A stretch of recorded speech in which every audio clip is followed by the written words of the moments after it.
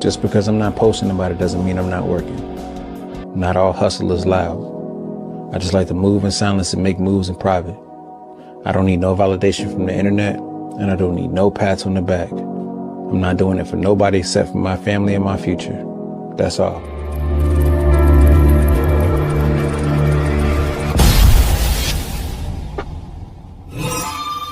People keep saying, so Cal, how do I join the membership?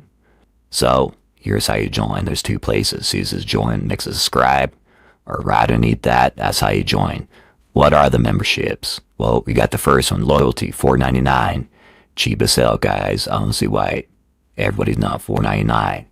All that is a loyalty badge and custom emojis when I'm on my live stream. That is it.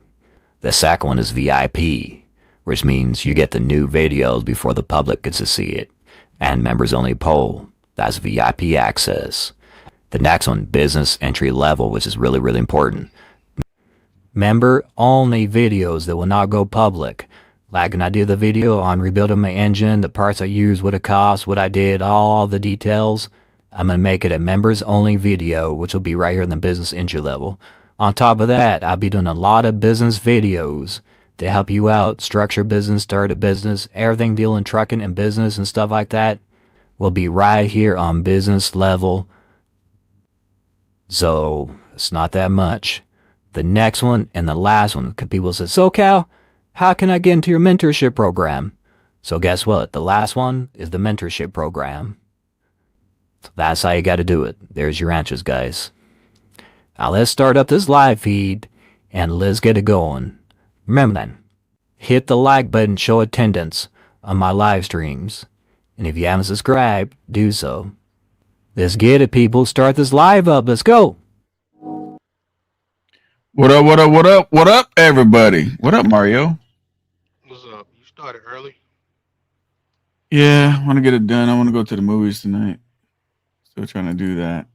I got to do 23 more visits to the movies before the end of the year so I can go platinum on my memberships. So I learned something today, bro. I learned something today. I'm going to show it without audio first so we can talk, and then I'll play this video. So somebody blocked FJ. He's one of my mentees. I don't know who. So I'm going to tell all my moderators, if you see a golden hat next to their name, they're a mentee. Do not block them. So on my way to figure out how to unblock them in my studios, I saw this stuff, which is people tagging me on a lot of shit, which I didn't know that.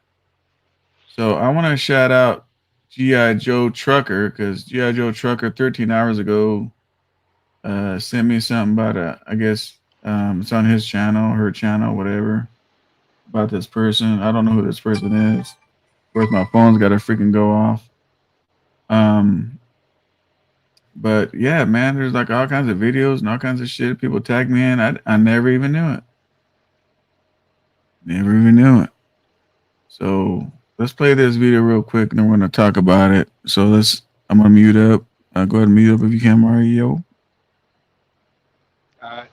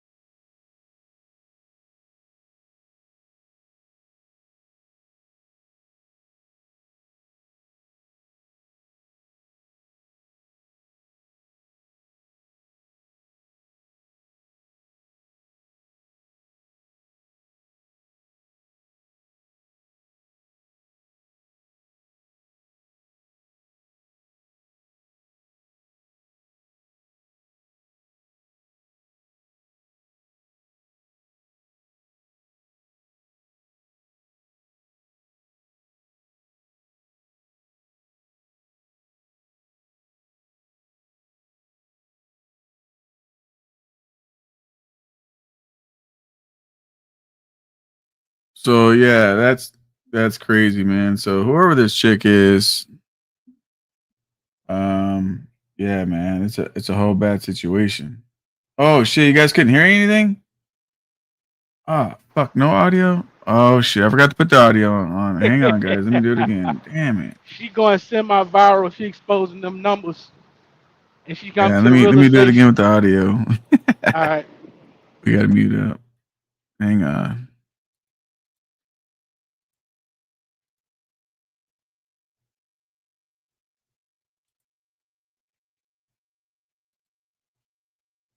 That 156 times 50 or 50 that 156 times 50 or 1500. That is $234,000 that I have spent on a truck that I will never own.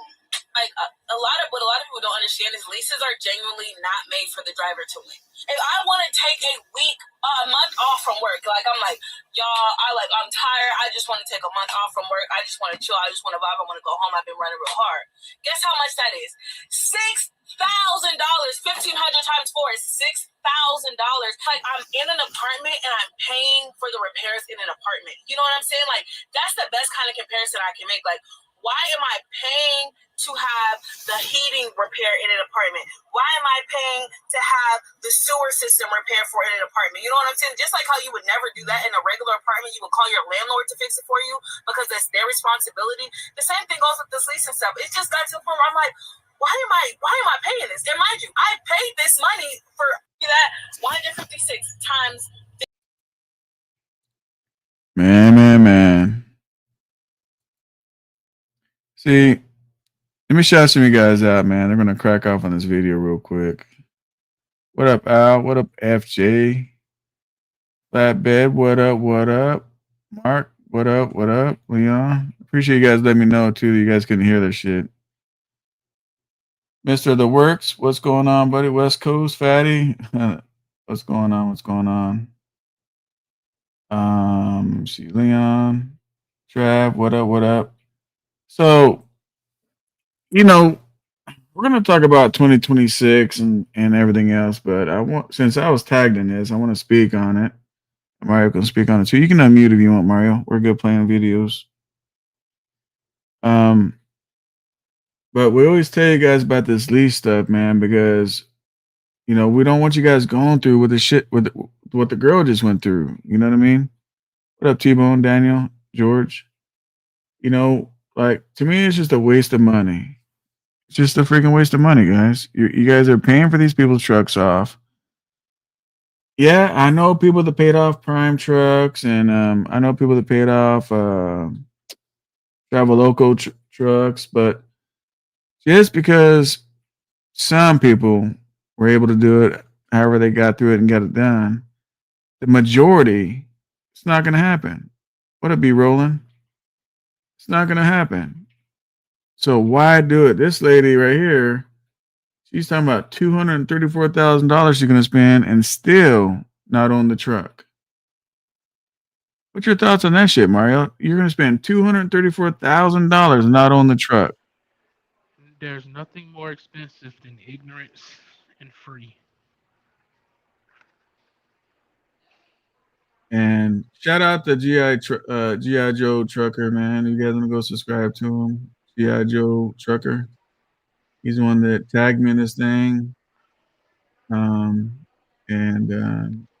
years, $1,500 a week. Now, I don't really know the breakdown, but $1,500 a week. So this all goes back to I tell you guys that you want to go home, it's $1,500 a week. You go home for 1 week and you go get back out there, you're in the hole $1,500.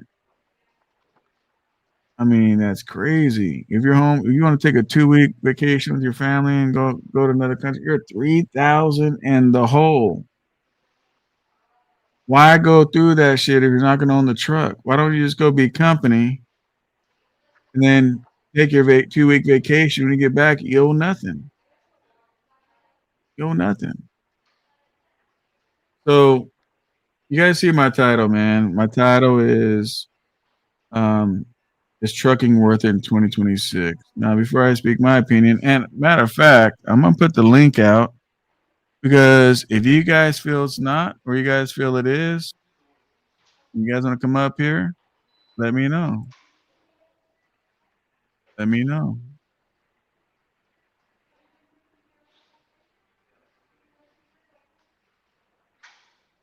So there's the link. So Mario, what do you think? Is trucking worth it in 2026?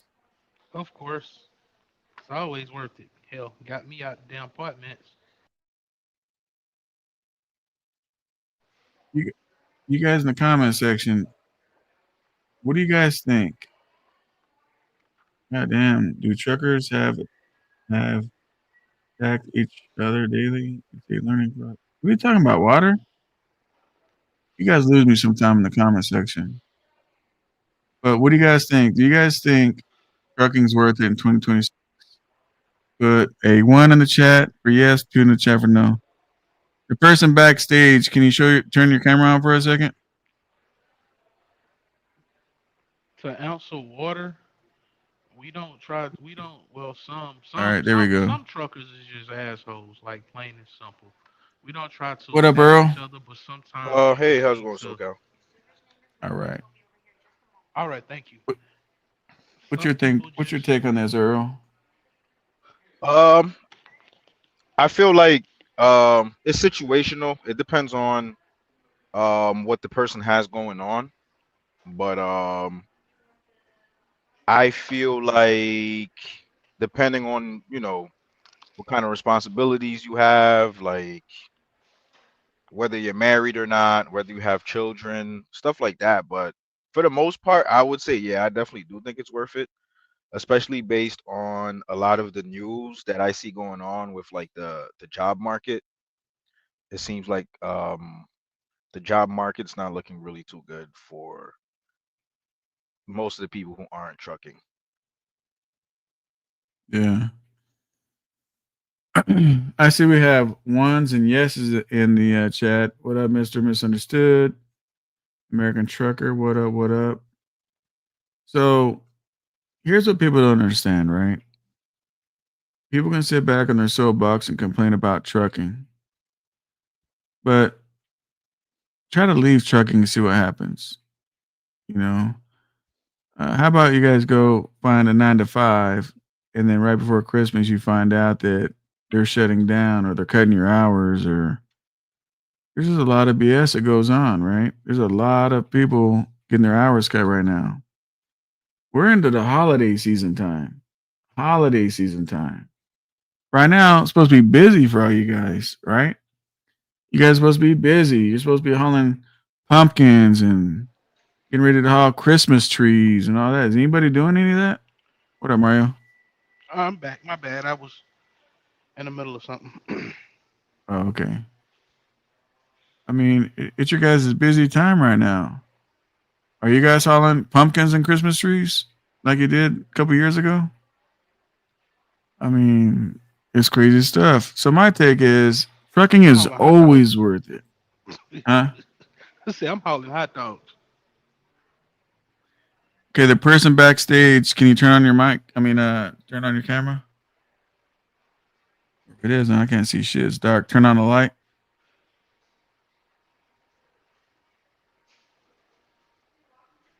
All right. You see me? What's going on? What's up, fellas? Yeah, we're good. We're good now. I just want to make All sure. right. Ever since someone had to show a female or some crazy shit that was going on, I had to edit the whole damn video. So now I'm just being cautious. Oh yeah, we all good, fellas. So what you thinking, man? Is trucking worth it in 2026? Man, it's worth it, bro. It really just come down to if you want to do it or not. You know what I'm saying? Like, yeah, trucking hard and everything, but you gotta look. We in an industry where like we kind of can control our money in a way. Think about it. People who work 9 to 5. All they gonna make $15, $20 an hour, 35 hours a week, 40 hours a week. That's it. At least we got an opportunity to run more miles, do better loads. You see what I'm saying? So we in a better situation than most. No matter what it is. Good point. You know what I'm That's a hell saying? of a good point. That's what I like about trucking. Unless you're some lease purchase with the Russians where they want to just jerk off your check and shit and steal the shit from you, and you sit back and say, "Hey, let's run another week." You know, if you guys are company or you have your own trucking business or whatever, you guys can make however much you guys want, man. And that's the greatest thing about trucking. You guys have a 9 to 5, you know, if they got cutbacks, guess what? People hours are cut back. So that's why I just never understood. I never understood why people want to just dog out trucking. They got used to that. They got used to that COVID money. That's the real issue. They got used to the COVID money. The rate's not bad. When I first started, 2018? I remember my first load. I went to Missouri. It was like $1.75. So my goal then was like trying to get $2 a mile. Yeah. You know what I'm saying? So it's like now the rate really not bad for real. And well, the crazy thing is the rates are what they're supposed to be. Exactly. That's what people don't. That's what people don't understand. Now the volume is kind of down a little bit, but I mean you still can make it. Yeah. Not only that, I'm in a. I feel like a 9 to 5. The reason why I personally would not want to work a 9 to 5 is because there's always somebody breathing down your back. Hey, can you hear me, good buddy? Exactly. Yeah, Mark, hold tight. Hang on, Mark. Yeah, we hear you. Great. Hey, man. I'm just chiming in for you guys. I think trucking is great right now, man. Got my own trucking business. I was trying to come on earlier, but the sound wasn't coming. I was driving at the time. But trucking is great right now. I was paying all my bills, and I got a good truck, and it's lasting itself. So it's great right now. Rates are going up a little bit. Competition is sinking down some. Loving it.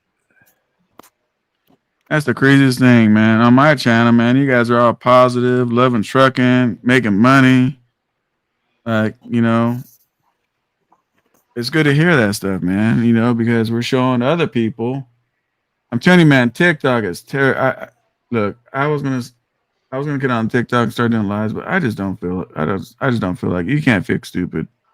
There's so many truckers on there TikToking and crying all that shit. I'm like, you know what? I'm not gonna do that, man. I'm not gonna do that to myself because that's stressful. You know, what up, Hustle Bone? What up, Grind? What up, KB? But yeah, man, I look at it as long as you know your numbers, your bottom line costs, you'll be good. Yeah. If you don't know that, and that's the thing. The average don't know their numbers. They're just running. I feel like another issue is most people, they get into trucking and they don't really do their due diligence to like learn about the industry. For example, like I learn a lot from watching your videos.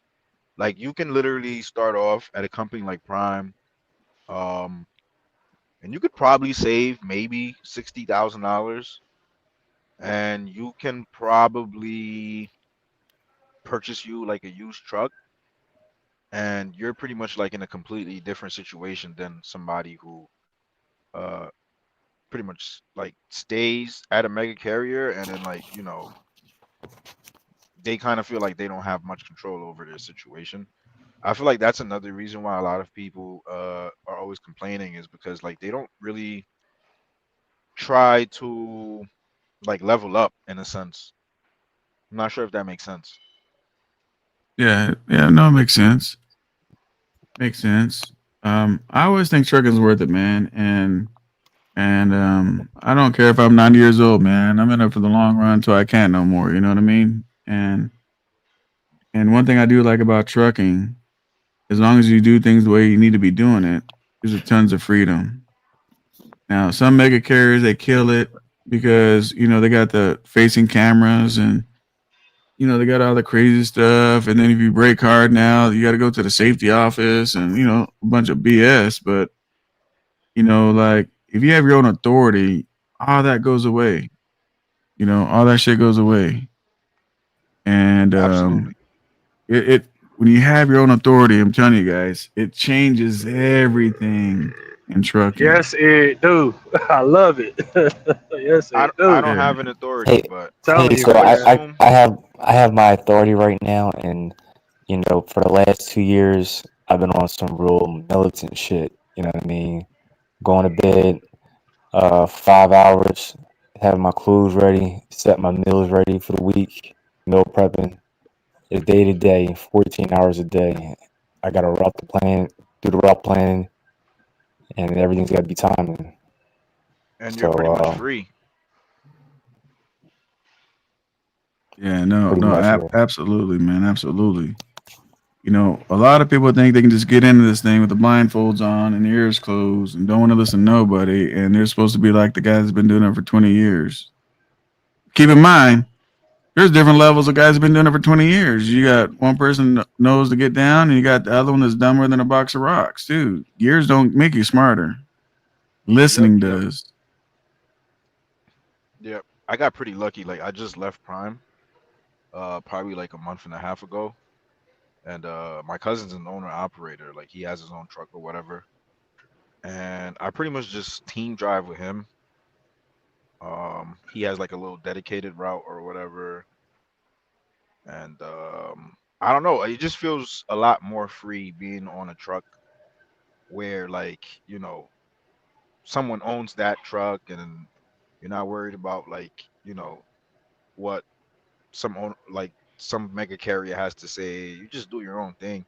And I feel like a lot of people they never end up in that situation, and that's the reason why they're just always so unhappy. It's because they're afraid of the responsibilities of having your own equipment. Like the first week I jumped into my cousin's truck, I literally watched them pay like $10,000 on repairs. But So what do you spend 10 grand on? so pretty much I'm not sure if it was the air compressor, but he had an air compressor issue that week, and he pretty much had to get a new air compressor. And me being somebody who watches your channel all the time, like I don't know, maybe this was bad advice, but I was like, yo, bro, like you gotta, you know, maintain your equipment because he just runs and he just fixes shit like whenever, The excuse my bricks. language. Yeah, he No, just no, fixes speak up. stuff. No, you can cuss on here. Look, we're all grown people on here, man. Speak as you wish. Yeah, he just fixes stuff like once it breaks. And I was like, man, I be watching this dude SoCal, and like he's like, dude, you might want to like repair things if possible before they break, because like not repairing one thing can lead to you having to repair two things. So just me breathing on his back, he kind of got some new tires also. Um yeah, he got him some new tires, and then like a few days later, like one of his airbags went out, and I guess like his airbag having an issue that kind of caused a lot of the weight to go on one of his steer tires. So he ended up having to get another steer tire. But I mean, since then we haven't had any issues. But he pretty much had to spend damn near like, I'm not sure, it might have been 8 grand, but he spent a lot of money. Luckily for him, he has like a business credit card, so he was able to Oh just no, pay that ain't off. lucky for him. You guys better be careful with these credit cards because it can get. I mean, it's cool to have them, man, but uh, don't let that payment just sneak up on you and slap you in the face, man. Right. You know, I mean, when you look at a truck, guys, you guys can tell and look at stuff. Is some shit rusty? Yeah, replace it. Yeah. Airbags and stuff are like tires. Are they cracking? Look at them. Are they cracked up? Are they fading? All that stuff. Replace all of them. Not a airbag. Here, let me tell you what happens, Earl. And you need to tell him this. Now you got one brand new airbag. Think about these airbags as 4 people, right? These Yep. 4 people is tired as a motherfucker, man. They're tired. One just fell out. Pow! Right? Can't do it no more. You said, oh, shoot, we got to replace his airbag. Next thing you know, you put in a new airbag. That's like a guy coming straight from the gym, ready to rock and roll and hit it. Well, shoot, you got 3 of them still slacking. You got one ready to get with the business. You know what I'm saying? So it's just better to just replace all 4 of them. Yep. That's I try to preach the same thing to him because he's one of those just like, oh, whenever I come across an issue, I'll take care of it. I'm like, hey man, this is your equipment. You can do what you want with it. But Sound And the way it Preventative sounds like he maintenance might is need to do with something with them Yeah, shocks. see, a lot of guys that That'd be got the multiple equipments, they're usually like that. You know, Ooh. they turn them and Okay, burn there we them. go. But once you get your own truck and you baby it'll suit your needs. Um, yeah, that's what happens with the business. We have multiple trucks. You're just trying to turn and burn. But yep. you'll be good with just your one for right now, and Yeah, just start leveling you up to the next level. I'm like, I'm not paying for the breakdown, so hey, do what you want, man. You know, I'm just gonna save up, probably drop like 30 or 40 on something used, and I'm gonna just make sure I'm always on top of, making sure all my equipment is in good condition. The crazy thing is this, right? When you first buy a truck, sometimes it's a little. I mean, for me, it's a little expensive, right? Because I'm picky. Like I showed the video when I got that day cab and everything I did on that day cab. I even switched out the rims because they wouldn't polish. You know what I'm saying? Like I am not planning. I mean, I'm just way picky like that, right? Yep. So, but the whole thing is, you got just as soon as you get it, or before you get it, when you're looking to buy it, right? And they have a price tag. Look at the Yep. truck.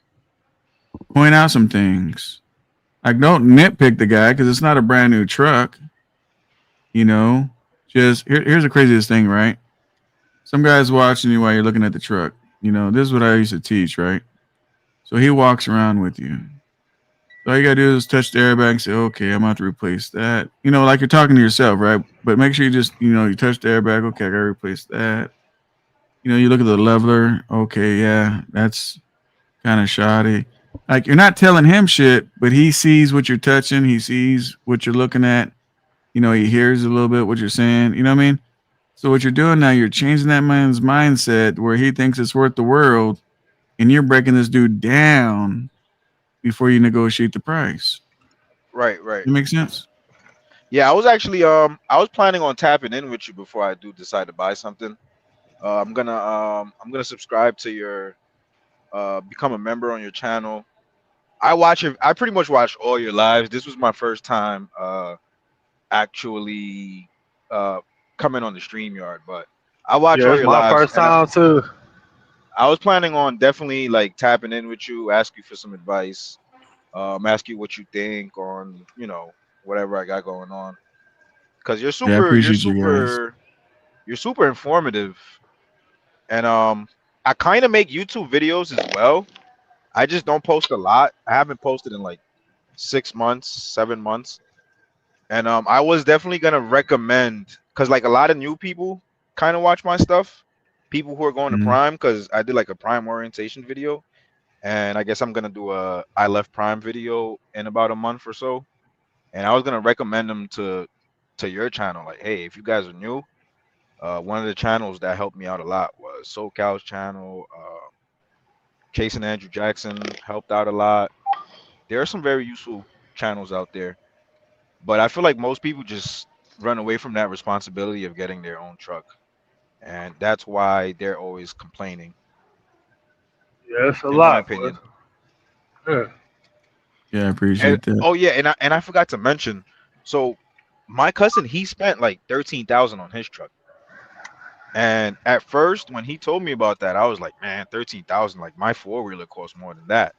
So like me being super new, I was like, you can't do nothing with a $13,000 truck. And then like I ended up driving with him, and then I seen the truck, and I was like, holy smokes, like this is not a bad. This was a good $13,000 spent. Like, so just being on his truck and knowing that he only spent 13 on it, and he's definitely earned like over the year that he had it, he earned like 150. And Hang on one second.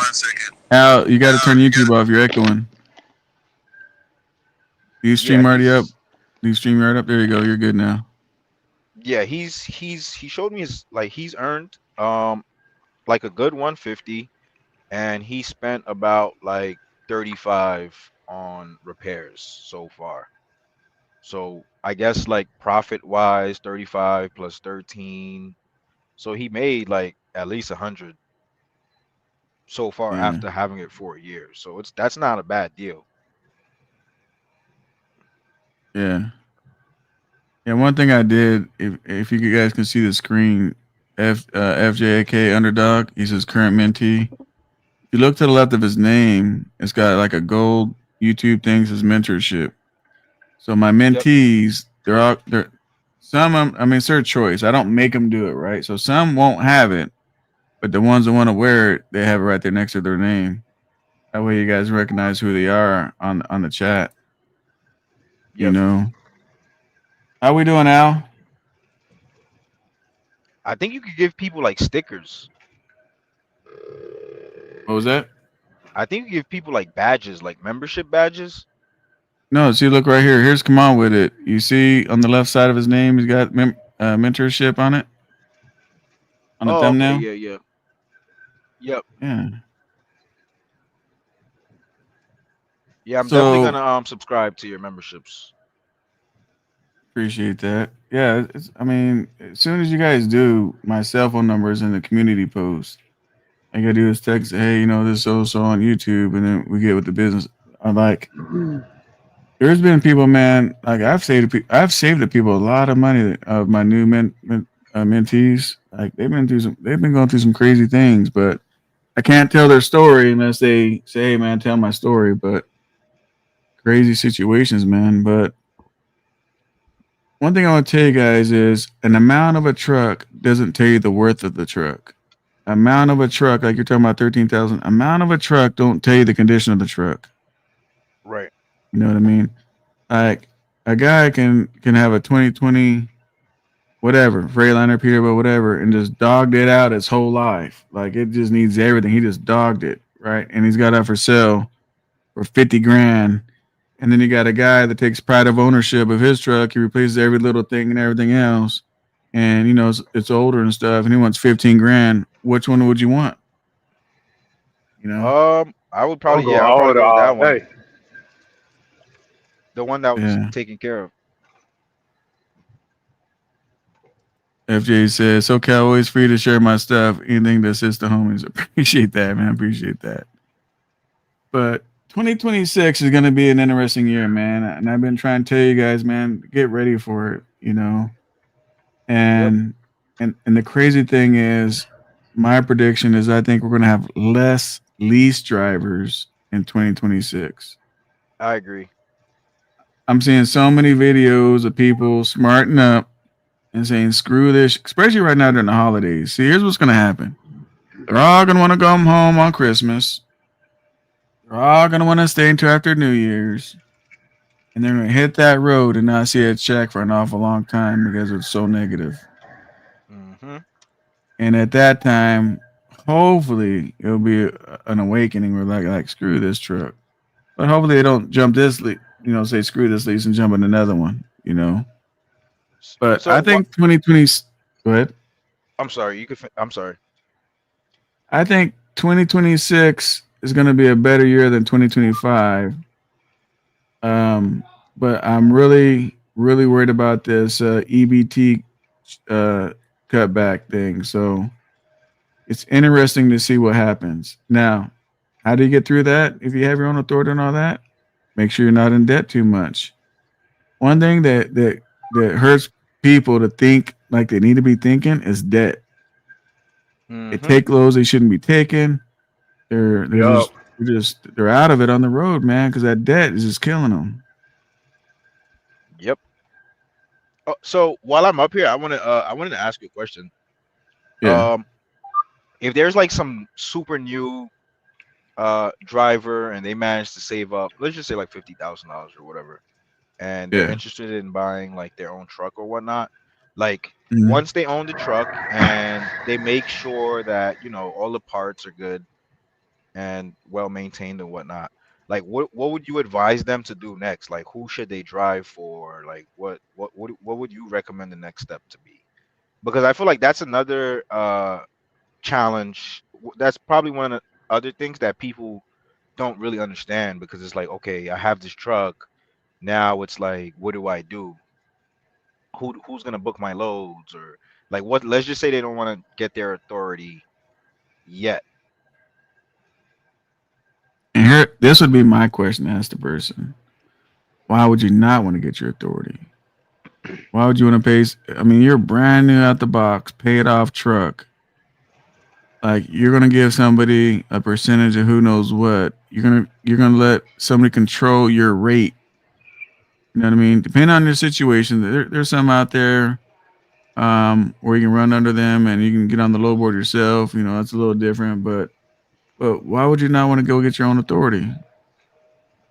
Well, I'll put myself in that person's shoes. I Yeah, guess go like ahead. lack of knowledge, not knowing what the expenses are, not knowing because there's this like I'm not sure if it's a misconception or not. You can't really book too many loads and or good loads within the first 6 months of having your authority. So that might scare people as well. So what? So what's a Yeah, good load and a bad load? Uh, I mean, I that's for guess each your one. own driver to figure out. I guess one way you're earning more than you're spending. Here's the thing people got to realize. Number one, look. Let me just tell you a situation, right? There's one of my guys that hits my line that I've been talking to for over 6 years. He did a lease purchase. He accomplished and paid it off.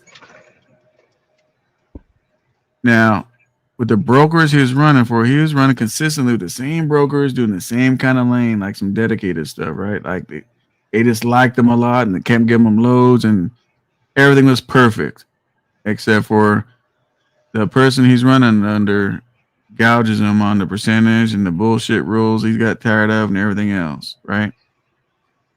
And so what I told him to do is this. Since you're using the same brokers, then talk to those brokers and say, hey, look, guys, I still want to haul your stuff. I'm still me, same truck, same everything. But I decided I'm gonna start my own authority.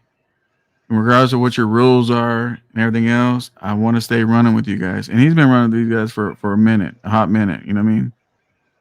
And those guys said, no, absolutely, man, absolutely. We wanna stay with you. We want to keep using you. When he got his own authority, he didn't miss a beat. Right. Whatever you guys do me a favor in the chat. Don't promote other businesses on here without talking to me first. Because, you know, if you guys putting businesses on the comments and they go there, you know, and then they fail and stuff like that, you know what I'm saying there, Al? So I know the person that started that company, and I know some bad stuff about that company I choose not to speak on because that's up to him to speak on it. So no, I'm not for that company. So since I'm not for that company, why would I have that company in my chat? And it's just rude. Like, why would you? Yeah.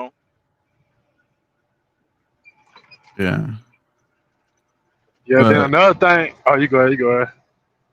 yeah.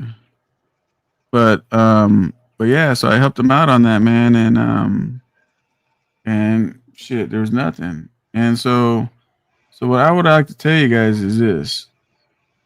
If you guys start your own authority, right? And it don't work out, then you can look at, hey, let me go lease onto something, let them take a percentage.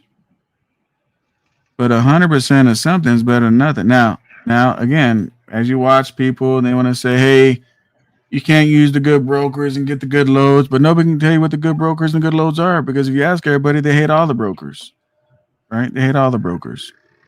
Right. And if you ask everybody what's a good paying load and bad paying load, they all have a different opinion, right? So what's one thing we don't do? Listen to people and their opinions when it's your business. Absolutely. So That's let me give you another scenario, right? Yep. You start your own authority, right?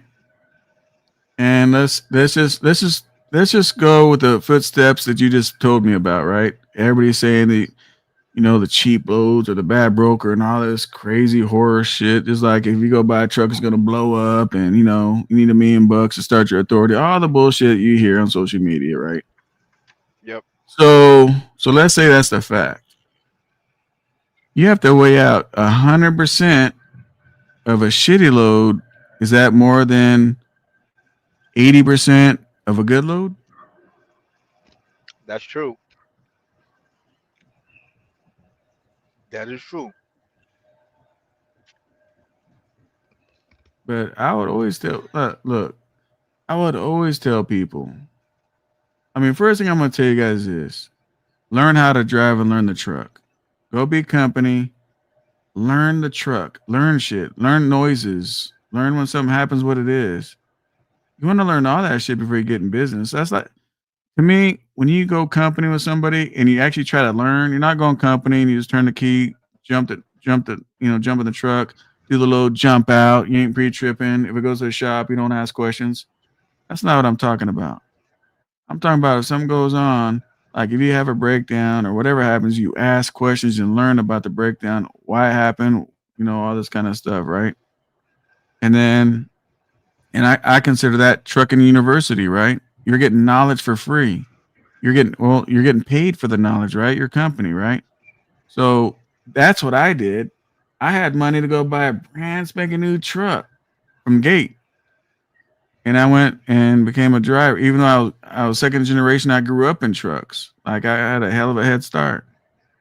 But I didn't have a hell of a head start on doing a lot of driving and backing and stuff like that. So I went company for a year and got all that stuff down. And then I went out and bought my truck, paid cash, and jumped in my own authority and never looked back. Right.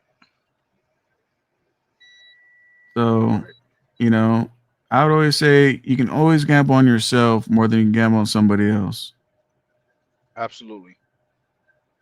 So, Cal, what year you started your authority? I started in 2004. Oh, okay. What happened? No, I just said, oh, okay. Yeah. I'm gonna give my 2 cents a little bit right quick on that. Now, me personally, like I jumped out here like no money, no nothing. I was kind of forced into getting my authority, and we worked it out. But if I would tell somebody, I would lease on for a year just to learn what's going on before I just go buy a truck and just jump out here with authority. Because having a truck is not for everybody, and having your authority is not for everybody. No matter if you want to do it or not, it just ain't cut for everybody. Like me, for instance, right? I had 2 trucks motor lock up back to back, months apart. A lot of guys can't handle that type of pressure.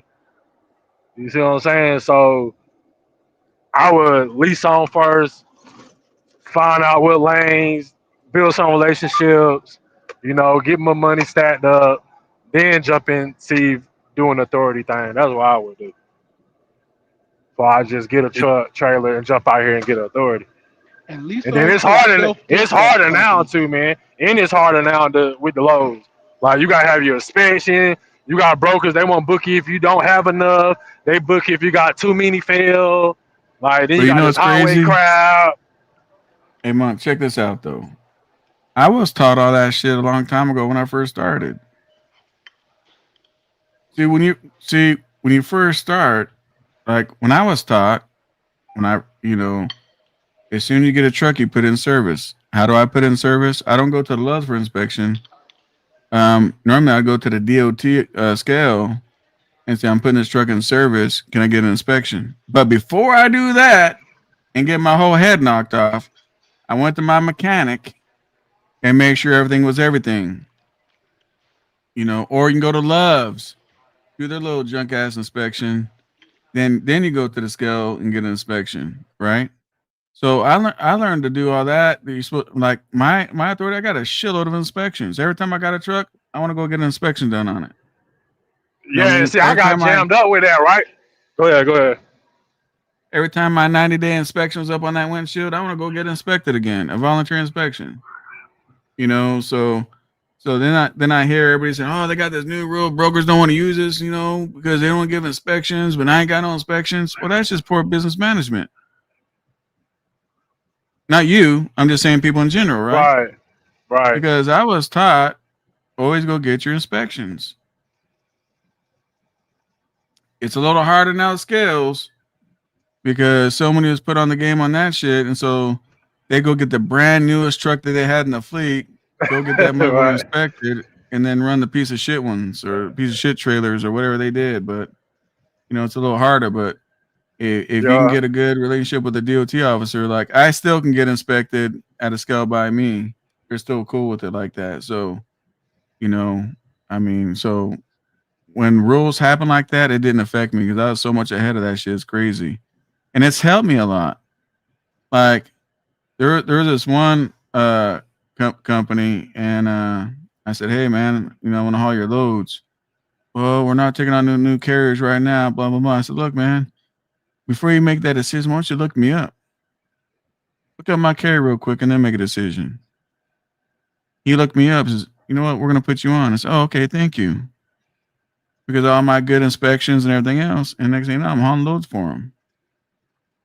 So yeah, I'm glad brokers did that because too many people didn't understand and don't know the business that, hey, put the truck in service.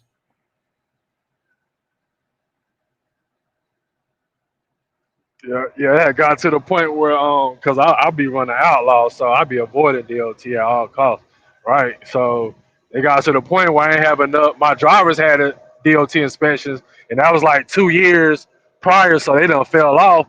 So it got to the point where I ain't have nothing on there no more. So they wouldn't let me book no loads. So I had to find an officer to give me an inspection, and everything went good till he got to my where the you know where the on the drive shaft where the U joint set. I was changing it, and I Talking about the carrier the bearing. carabiner. Well, no, not the carabiner, but the actual U joint right there by Okay. the rears. I was trying Yeah. to get it off one day, and I had to beat it.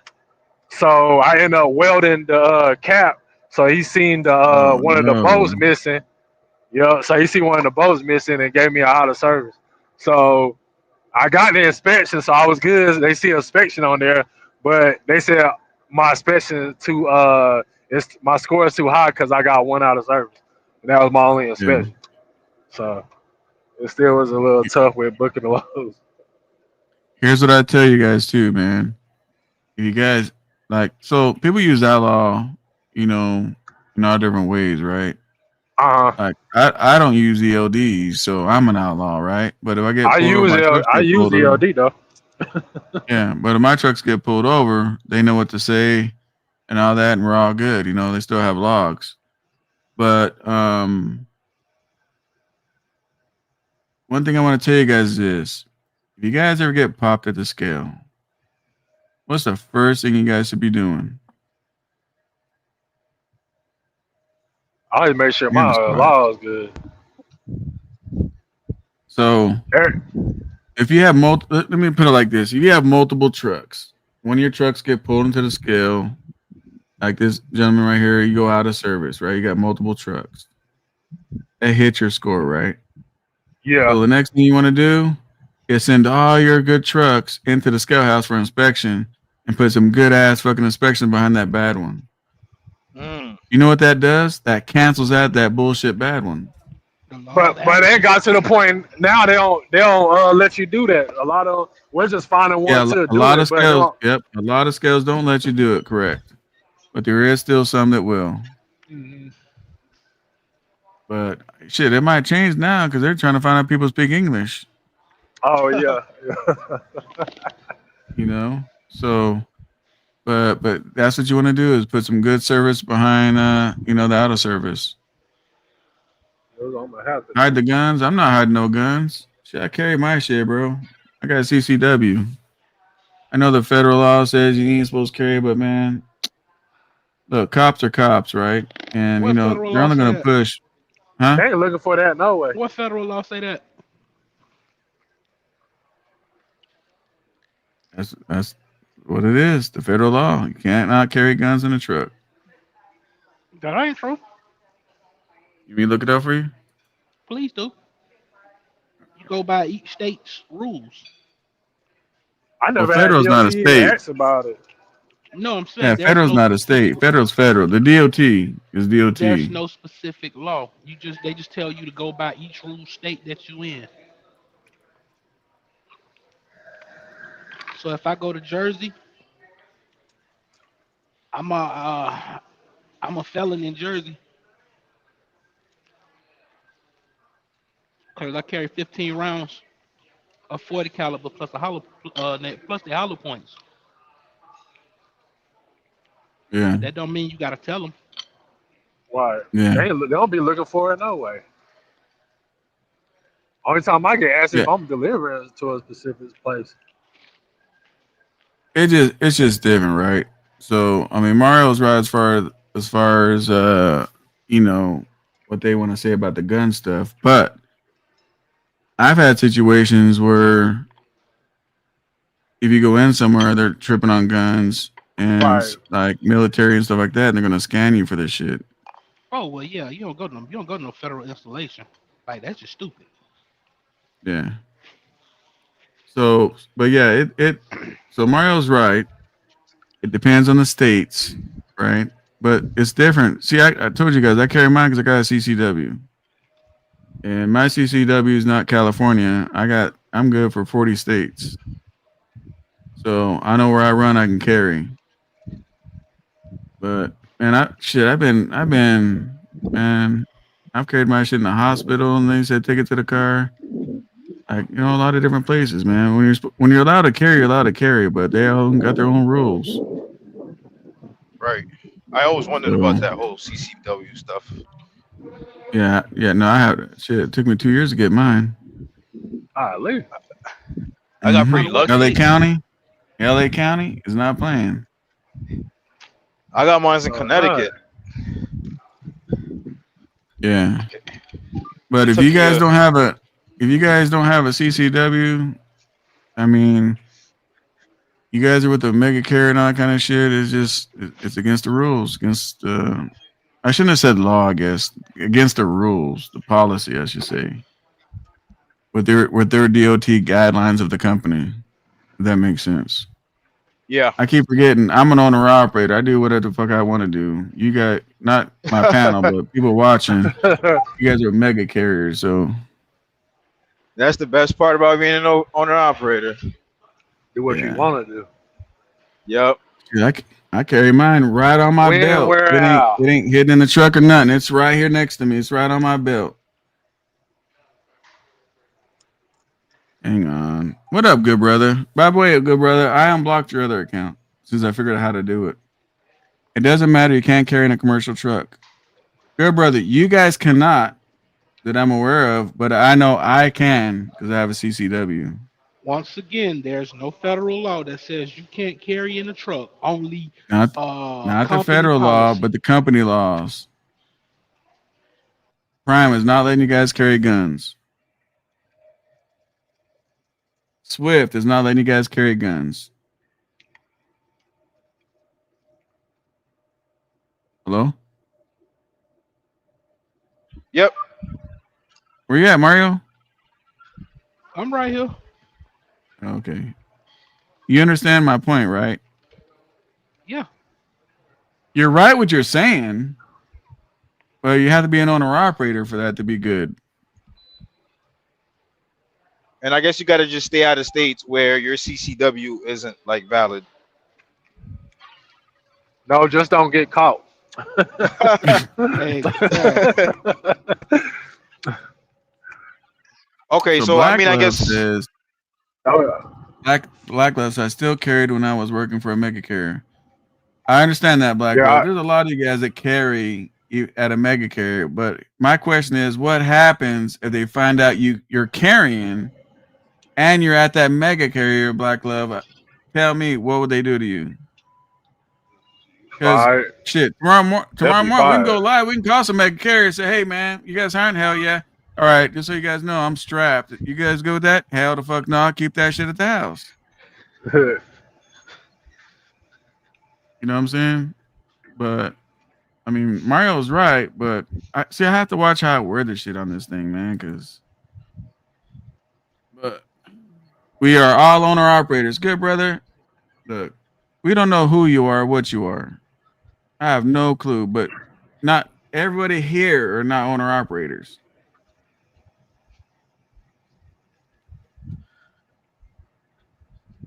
Oh, the good brother. So I like, is appreciate you DOT being here. allowed to? Is DOT allowed to just jump up in your truck? Because they have No. this Man, they thing good. where They like, good for that, boy. I hate when they do that. yeah, They ain't they jumping in my truck. they love jumping up in the truck, and it's like, dude, They ain't jumping in my truck. I'm gonna let them know Dude. you're not authorized to jump in my truck. I was thinking Hey, about it. I'm like, maybe this is why a lot of truckers like having a dog in their truck because right. I got a story.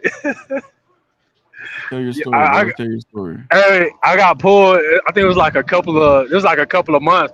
I was coming out of Atlanta on 85, and I was in the left lane, so I got a ticket for being in the left lane. So I pull up on the right.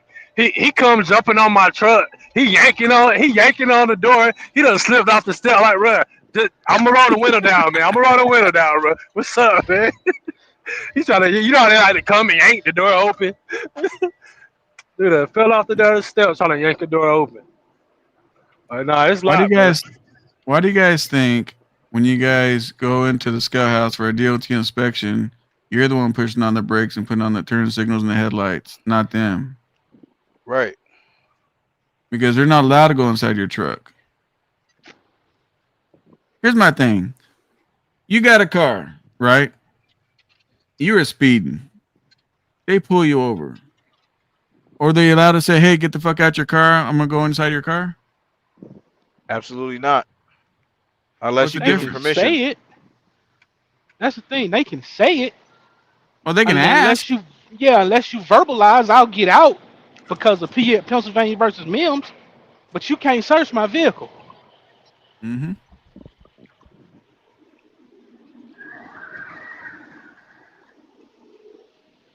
All Look, right. it's just So like I said. It's like I saw people at the port, right? Which shook my head, right? These guys don't know their law, their laws, rules, and all that shit, right? They pull out of the terminal. They're pulled over by a motorcycle cop at most, a motorcycle cop.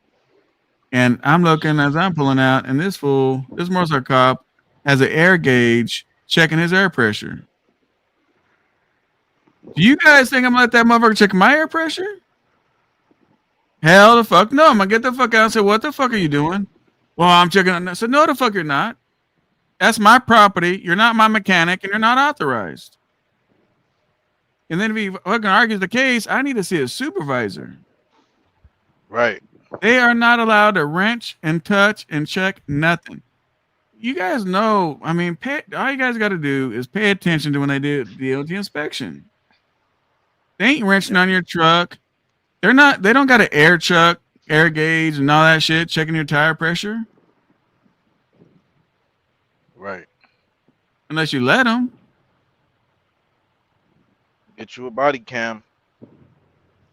Well, the good thing is most trailer nowadays come with Hendrickson air system. So Yeah, I love that Yeah. thing, boy. Now, if you roll through there and you got a flat, they can tell that shit's flat, you're going to get written up. But here's another thing, too, though. They can tell if you roll through the scales and you're not heavy and that tire is sagging down a little bit, they're just smart enough to know that the tire is low, bro, and they can write you up for the inflation. You know, you can tell that shit's low. What's Corey saying? They can 100% go inside your truck. You in a commercial vehicle better check your facts. They cannot go inside my truck. well, technically, they can be where you have arm's reach, which is generally the inside, which is generally the front cab. But if they trying to go behind them curtains, tell them they better go get a fucking warrant. Mm. So I wanted to ask you guys, like, I'm super new. I haven't even been driving a year yet. So I was planning on saving up for a truck. Plan A was get a probably like a little Cascadia with about like No. no.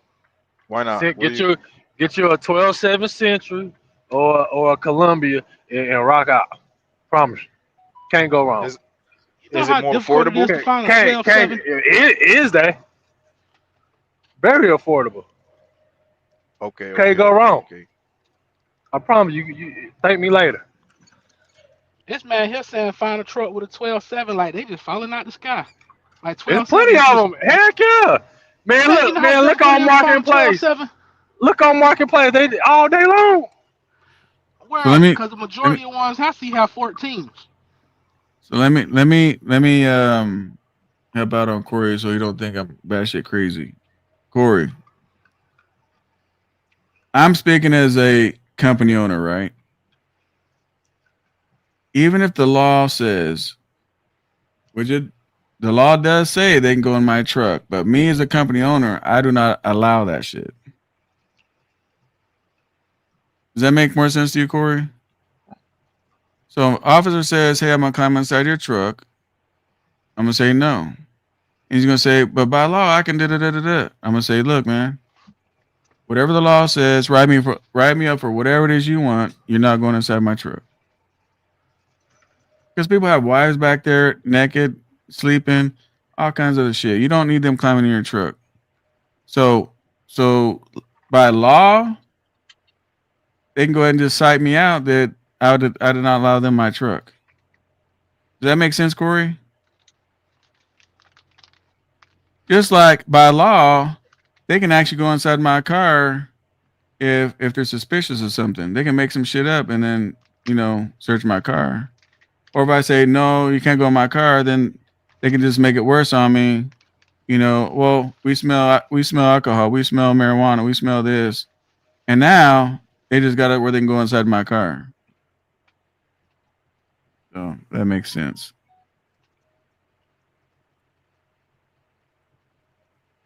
Oh In yeah, so Minnesota, they can tow go your ahead. truck. Go ahead. In Minnesota, they can tow your truck, put you in jail, and search your truck without your The permission heck? or anything.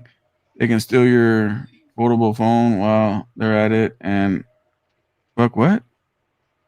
Fuck something. I don't know. That boy Oh went on a heck, whole no. diatribe. Then They he just tripping try to over prove there. his point. They He tripping went over to there. extreme. See, good brother, you are so crazy. Make sure you got a warranty. How about you make sure, good brother, you got a pocket full of money? You got money, you don't need a warranty. Like, This fuck truck that is my warranty. They don't home. I fix bet. nothing. I bet you just don't open the door and come in.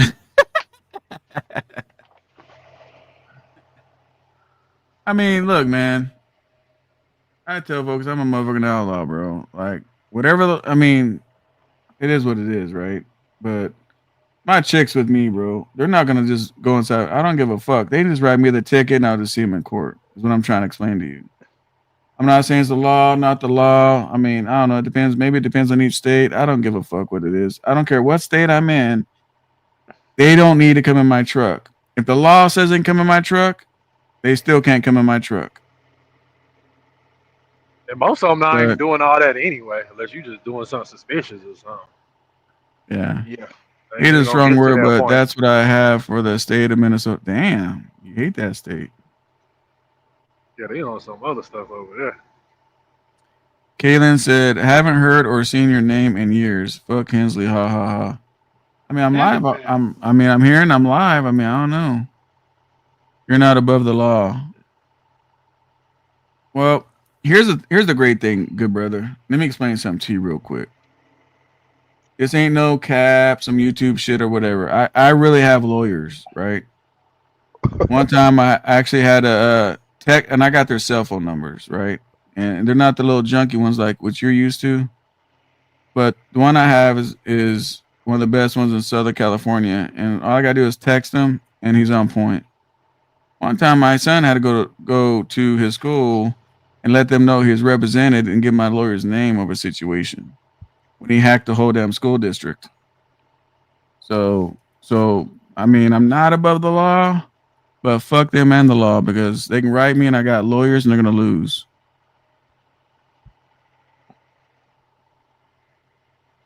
What up, FJ? Warranty is money. Noted. I'll make sure to have the biggest warranty then. This truck is my home too. Just like when you go to certain bases and ports, they can search inside as well. Yeah, but they definitely, don't, of course. Corey. They They definitely did. normally have the dogs. They normally got the mirrors. They don't normally go inside your stuff, bro. Yeah, I was Yeah, you running out of gotta that be Wilmington port. pretty They got sketchy. it. They went all in my truck. Back and in Which front. port? Wilmington, North Carolina. Oh, okay. Yeah, I go to ports a It was lot like in the random north side. though. Shit, they don't climb up. Yeah. No, they do Yeah, it was like randoms. Yeah, yeah. they do randoms. They have to do randoms. They took my shit and searched it while I was in jail. You can look it up in the Albert Lee. Damn. Oh, here's LOL. Probable cause or they getting lawsuit. Yeah. They make it sound worse than it is though. It's not a crazy machete swinging guy. Yep. Yeah, I didn't know you guys have a Wilmington place over there. Shit, we got one out here too. Yeah, Wilmington, North Carolina. Yup. Yeah, we got Right one there, in we got one out. I mean, it's not. We got a city out here close to the port called that. But man, you guys in the comment section, you guys are busy tonight. Man, Jeff Trucker, what's so funny about that? So yeah, here's what I want to know. If you guys are owner operators, true owner operators, put a 1 in the chat. If you're lease operators, put a 2 in the chat, and if your company, put a 3 in the chat. Let's see what we got. So Monk and Earl, you guys are owner operators, right? Your own authority. Yeah, your own I stuff? got my own authority. Yeah, I've been out since 18.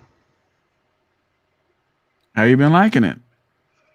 Man, ups and downs. Like right now, man, I'm rebuilding, man. That's why I told the other guy, like, if I was to start out, hey, get you a Century, Columbia, one of them. Just as long as it's a 12.7, I'll do that because I remember I think the other day you mentioned about the aftermarket kits with the rebuilds, and say I ain't have a good experience with that. I lost 30 grand behind that, and it took me a year to get that done on a Cummins ISX, and the Magenta was bad, so I had to go back. Man, when my mechanic, my original mechanic, his homeboy ended up doing it because he got hurt. So they did a good job and everything, but when they got it finished, the injectors was bad in that kit.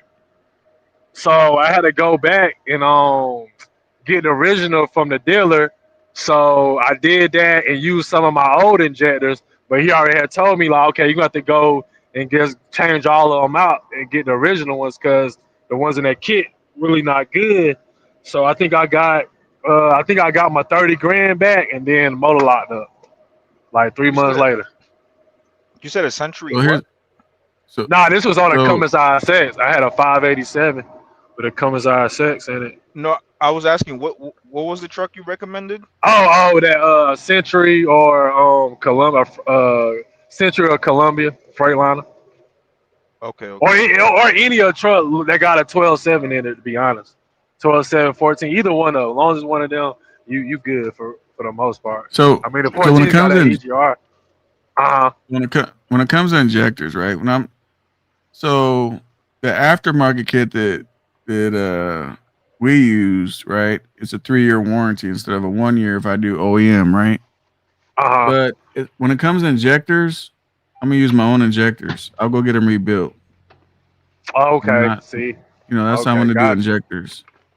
It's just like I'm doing my heads, right? They say, hey, we got a head here, or we can rebuild yours. I'm like, shit, I want you to rebuild mine. My shit's proven.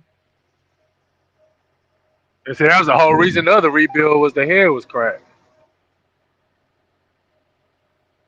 Good brother, you're so wrong on that, bro. If you're paying to own your truck, you are an owner operator. No, you're not. What do you own, bro?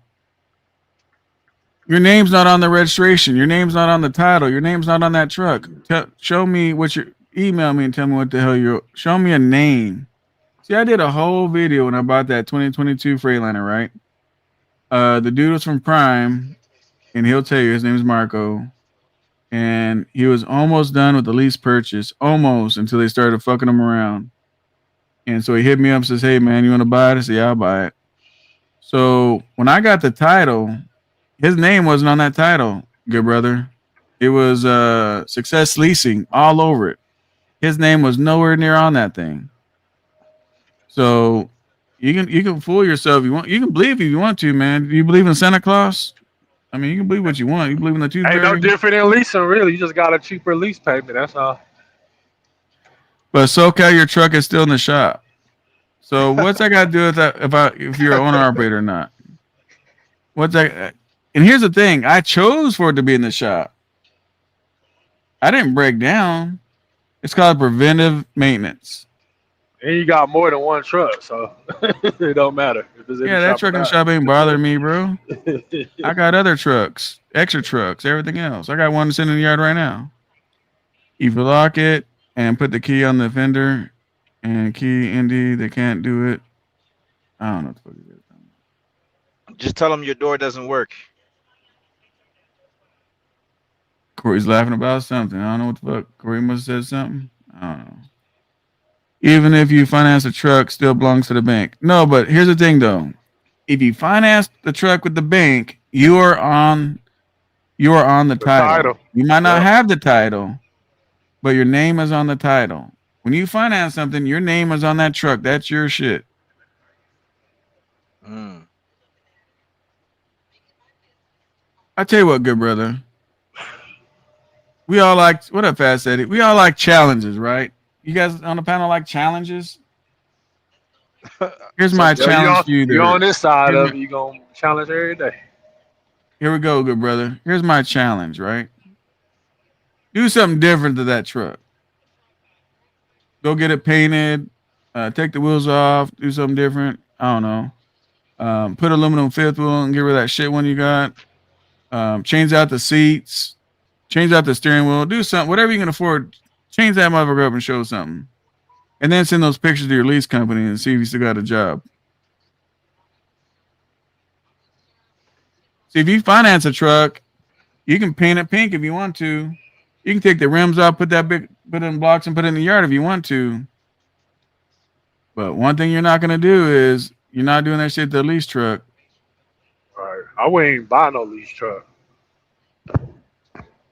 Yeah, I almost made that mistake with Prime. Whenever, right. Get in, get out. Get your money, get your knowledge, and get out. That's the point of leasing. Not to buy that truck. Corey says, either way, if you pay the truck off, it's yours.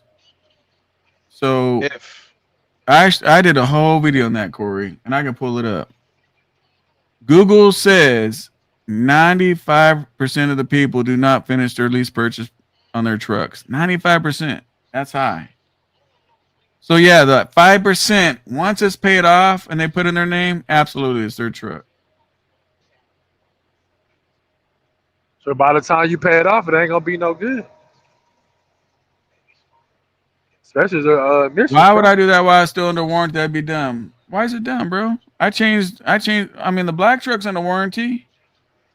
Shit, I changed all kinds of shit on that motherfucker, bro. You know, I mean, everything. Let me ask you this, good brother. How long is your shit, you're an automatic. You ain't got a clutch. Let me see. How long is your seat warranted for? Good brother, how long is the seat warranted for? Or your brakes? Or your tires, your rims? How long is that shit warranted for? FJ says, I rock a pink truck. LOL, I thought, damn bro, that's wild. Wait, Kaylin, I remember you now. Somerset.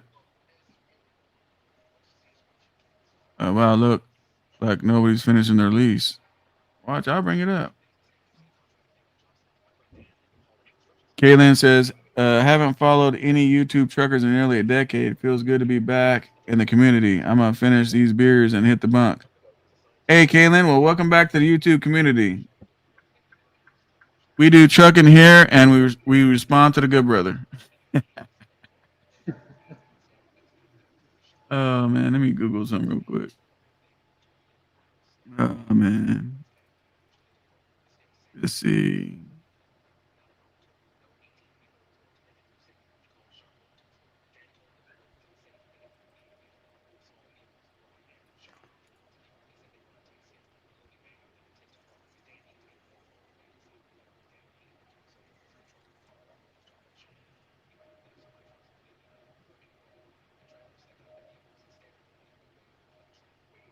Could I ask a stupid question? No question stupid. So, like, let's just say you managed to save up your first year of trucking, enough to get you like a used Peterbilt 389. Would you do it, or would you guys do it? Not my first All truck. right. All right. So your first truck, I wouldn't get no 389. Okay. You gotta know how to drive them things, but No. It's beside that, man. When you first get into business, you want to make the most money you possibly can. So you want to get in something that's going to give you the best fuel mileage and everything else, bro. And on top of that, you know, the smaller trucks, bro, they can get in anywhere. You don't want no hood problems. Right. So here we go. I brought this up. This ain't my opinion. It's Google. A very small number of people successfully finish a lease purchase agreement, with the estimates suggesting that 90% or more, the good brother, of these agreements end in default.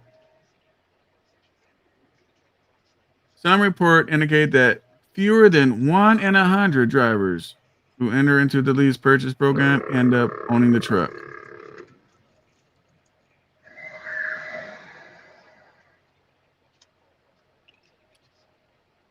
There it is. There it is, good brother. 90% or more default.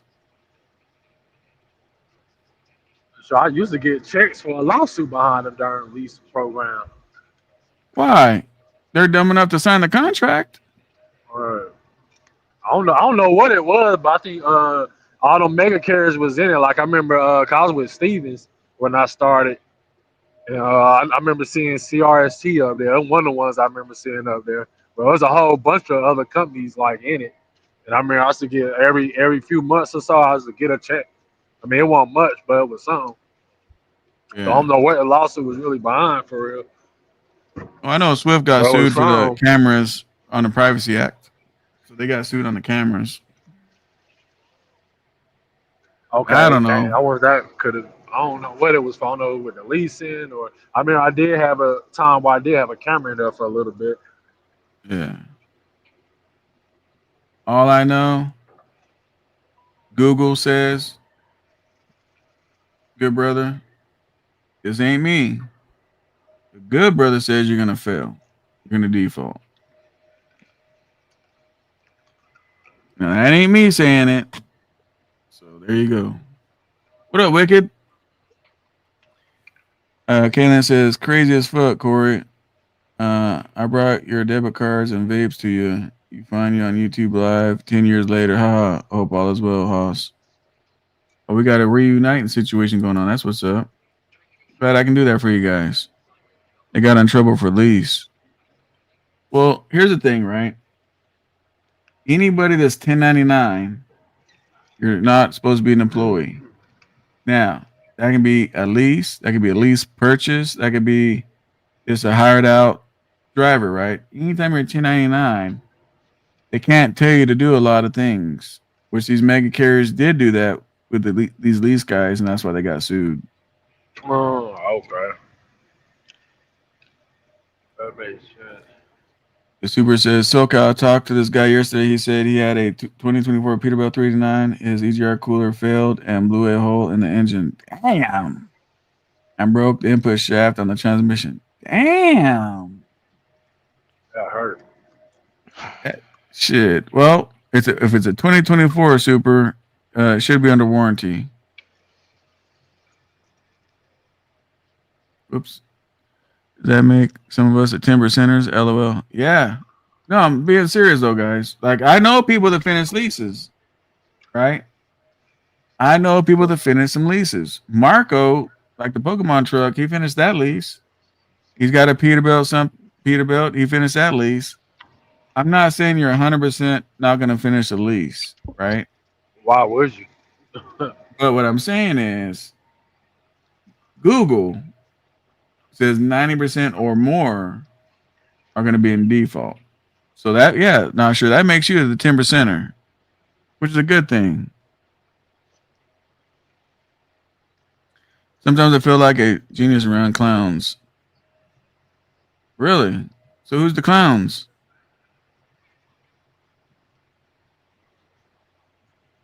I'm in the 10% twice. Let me ask you guys this real quick. If you guys have finished a lease and received a title, put a 1 in the chat. And that's not you, good brother. You're still paying on yours, so. Is Nate or Griff Mac Hensley steering wheel holders? Is Nate or Griff Mac Hensley? I don't know none of those people. I know, unless you're talking about Hensley from back in the days, I don't know the rest of those people. And I don't know their knowledge levels. I have no clue. Any of them guys still around? Well, I don't know any of those guys except for Hensley, and I know Hensley's not around. 1 + 1, Loyal says. Todd says 1. There you go. What up, Drone? How you doing, buddy? Okay, so all the ones that put in the 1. All the ones that put in the 1. So we know who they are. How come I only got 2 1s? Why is it only Loyalty and Todd? You guys are the only ones that finished the damn lease in this whole damn situation? I got 2 people. Well, I guess the odds is what the Google says. So let me ask you guys something. Todd and Loyalty. Let me ask you guys something. Would you ever, if you had to start all over, would you do it again? Put a 1 for yes or 2 for no. If you could go back in time, would you still do it again?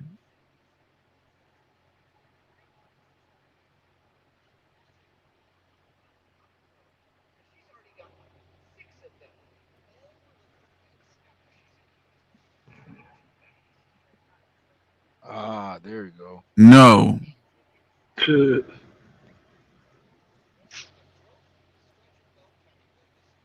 William, you weren't even in this, so William is like way behind here. You gotta fast forward your live stream, William. You're a little bit behind. So William put in a 1. So William finished a lease. So Loyalty finished his lease. He did 2 of them. That's kind of weird, Loyalty. You finished 2. You must have did them at the same time. But I said, if you went back in time, would you do it the same way? And you said no. Todd, what about you, buddy? Would you do it all over again? I sure said 2.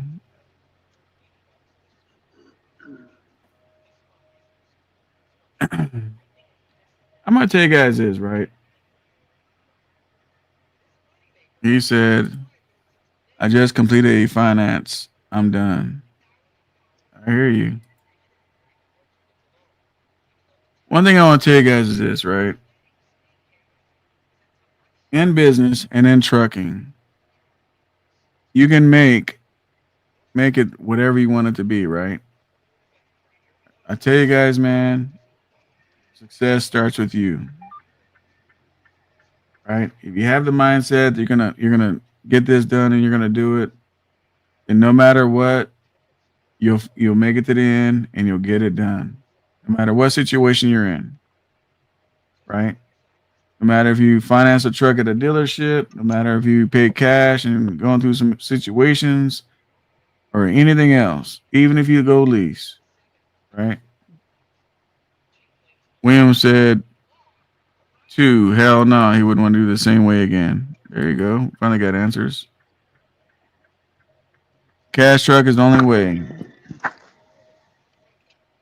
I would go back and buy a computer and a headset, get the brokerage authority with $40,000 I had in the bank, and start working it.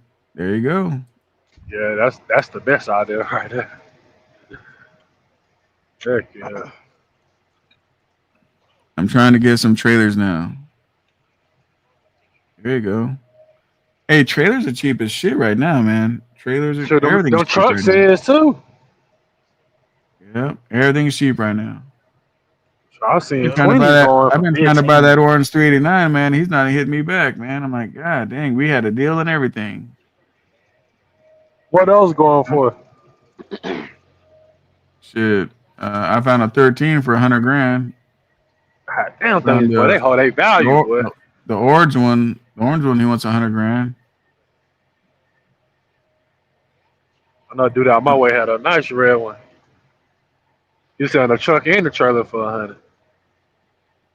Shit, I saw in goddamn marketplace one time. This guy had a running going down the road truck, Freightliner, Cascadia, and a trailer. According to the pictures, they all look like they're in great shape. And shit, I forgot the number. He wanted like 10, 15, 20 grand, whatever the fuck he wanted. Oh, he Something needed cheap some as money. fuck. I wanted He to needed buy some that money. motherfucker, man. By the time I hit that dude up, he done sold the shit. He needed some money. Good brother, you gotta stop listening to people. Never use your own money. You gotta stop listening to people. Who are you listening to, good brother? You know, you can be part of my mentee program, right? Somebody already bought your mentee program, so you don't have to pay for it. You know, we can talk on the phone, man. Let me help you out. You know that, right? I realize you guys listen to some shit and you guys want to run with that. So here's my question for you, good brother. You want to go finance look, you're all about the leasing, but let's just say you're not leasing, right? Let's say you wanted to go finance a truck, right, good brother? Your interest rate is 20%, but you got the cash in the bank to pay the truck cash. Would you finance it and pay the 20% interest, or would you Makes cash no that truck sense. out? I cash out on truck. As far as trucking concerned, I try to do much as cash as possible. It's too up and down. Right. I have a nice And that 2013 Wildbass drive-in for sale. She didn't give it out no price, or not sure. Oh, 10K. There it is, 10K. That's a good price, 10K. I can find them cheaper, but 10K is cool. I don't like the vending trailers, but yeah, if you guys are hauling watermelon and shit, I guess Yeah, being yeah, vending I is eat. good. Yeah, I eat with that Bennett drive-in with that watermelon time though. Coming out of Florida, Yeah. Yeah. a little bread and butter right there. Yeah. oh yeah, like how do people get into cattle hauling? You gotta know somebody. They kind of like to keep it to Yeah. themselves. You gotta know them. They're like Freemasons, huh? Well, Yeah, guess you can what? say that. I know somebody. What I know somebody that's Freemasons got cattle to do hauling. with this? Got to do with that?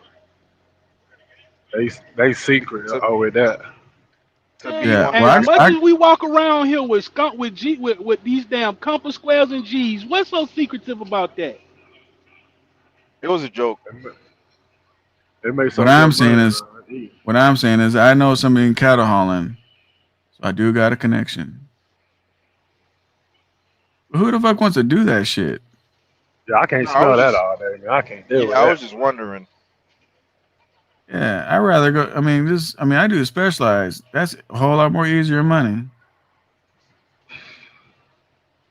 Like, damn, your girl's like, hey, can I go to work with you today? You're like, hell yeah, let's go. Next thing you know, you're on that nasty ass, stinky ass cattle, and they all took a shit in the trailer. She's like, You hell, gotta what's be out that there messing with smell? that. Hey, man. Like, that's her last ride, bro. You can forget that shit. Flatbed said on Facebook they're hiring. Just look. But really quick, for the late people in 2026, is it worth being in trucking? Absolutely. It's always worth being in trucking. Always. They're good and Oh bad. If my you set gosh, up right, Gabriel. it's Gabriel always gonna says be cattle good. hauling. Listen, he says cattle haul isn't that hard to get into. There are major carriers doing it. Okay.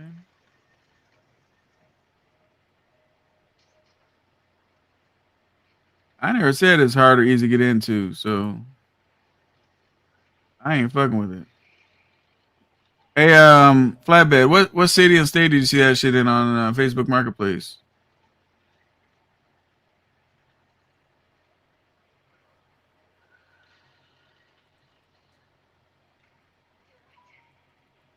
You know, as I much see as a people lot of. want to cry, I'm sorry about that, man. As long as Are you people, good?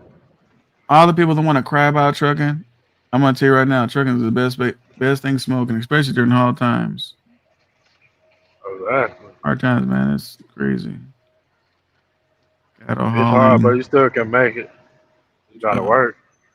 Put a con down to your work ethic, really. Hell, not just your Gotta work ethic, compete, boy. You gotta compete, man.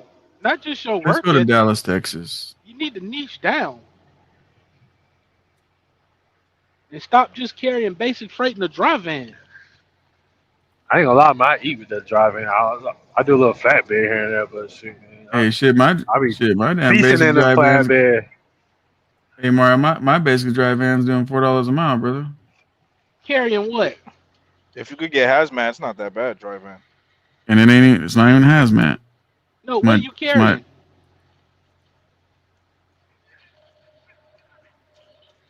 Hang on a second. I got someone coming in. So I eat local with the drive in, just how I run. What up, Green?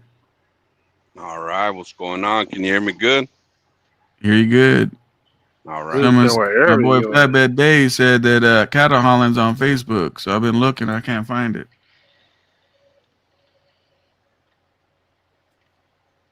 Texas. I'm looking in Texas. Dallas, Texas, within 500 miles. Cattle hauling jobs, not there. Oh, okay. Well, you said marketplace. Yeah, you can join the groups and probably maybe get a job if they get to know you. Yeah, you still got to come down to, like you said, you gotta know somebody. Like it ain't just advertised like that. Just like with the hauling the grain and all that, hoppers and all that. So, Cal, Yeah. Yeah. what are you hauling in those dry vans? Soft drinks. Yeah, I be Yeah, hauling a lot okay. of water for Niagara.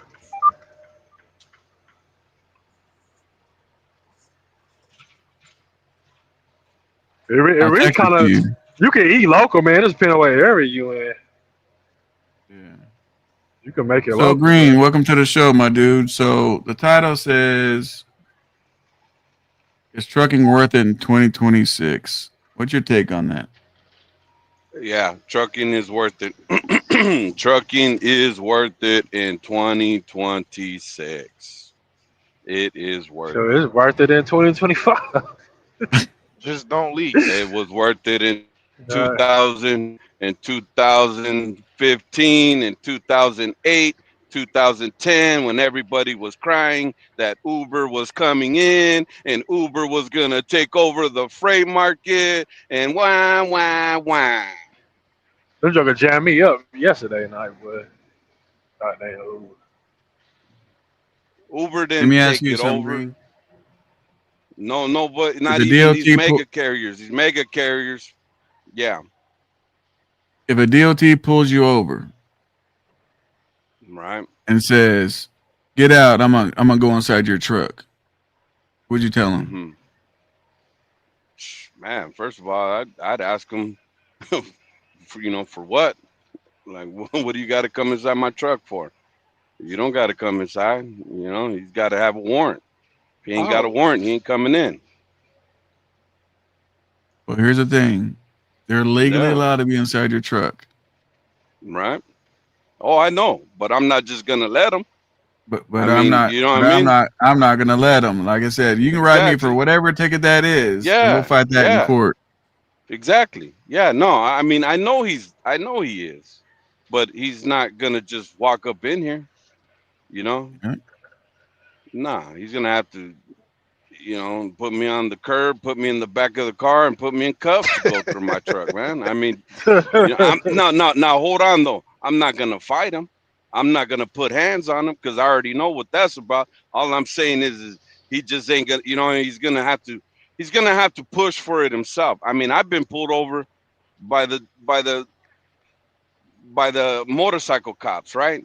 And motorcycle cops, see, I don't know. I know it's different out in different states Okay, and somebody in the comments is gonna say, "Oh, any officer can pull you over." I get it, but in California, yeah, any officer can pull you over, but a motorcycle cop pulled me over, and I said, "What did you pull me over for?" And he said, "You missed that scale back there." I said, "No, that scale was on the other side of the street." I said, "What do you expect me to do? Make a U-turn in the middle of the road?" He said, "Well, you need to go back over there and go to that scale, to get." They had a roadside inspection, but it was Well, I'm going, yeah, I'm going east, and the roadside inspection was westbound. I'm going eastbound, and it's westbound. So the motorcycle cop pulls me over, and he says, "Hey, man," he says, "you don't have your name on the side of your truck." And I said, "Yes, I do. It's right there." You know how we have the fenders on the back of the cab, the arrow, for the air, on the back yeah, of a sleeper, right? Okay. Yeah. yeah. So I had my name on the corner of that. It wasn't on the side of my door. And he says, "You don't have the name of your company on the side of your vehicle." I said, "Yes, I do. It's right there." He said, "Well, your You know, letters ain't 2 inches." I said, "Yes, you they know the are." first thing I would tell. You know the first thing I'd ask that guy. Yeah. I said, "Are you a commercial cop?" Well, no, what trip? So he's asking me all this stuff, right? And that's when he told me, "Hey, I gotta go over there." That's exactly what I told him. I said, "I don't, you don't." I said, "You don't tell me what to do." You don't And have to dude go was, over there. Why do you have to go over there? I didn't, but Trip, this is what I'm trying to tell you. This is what I'm trying to say. I'm gonna, I'm gonna push back. Okay. So when I'm pushing back on the officer tells me, because he's not DOT, he's a sheriff on a motorcycle. He's not even highway patrol. He's not even highway patrol, man. He's a Oh well, sheriff. shit. He can go fuck himself. That's what I told him, man. In other words, right? So then he tells me, "Hey," he said, "you're gonna go over there." And I said, I told him, "Well, who says that I gotta go over there?" And then he got up in my face and he said, "I said you gotta go over there."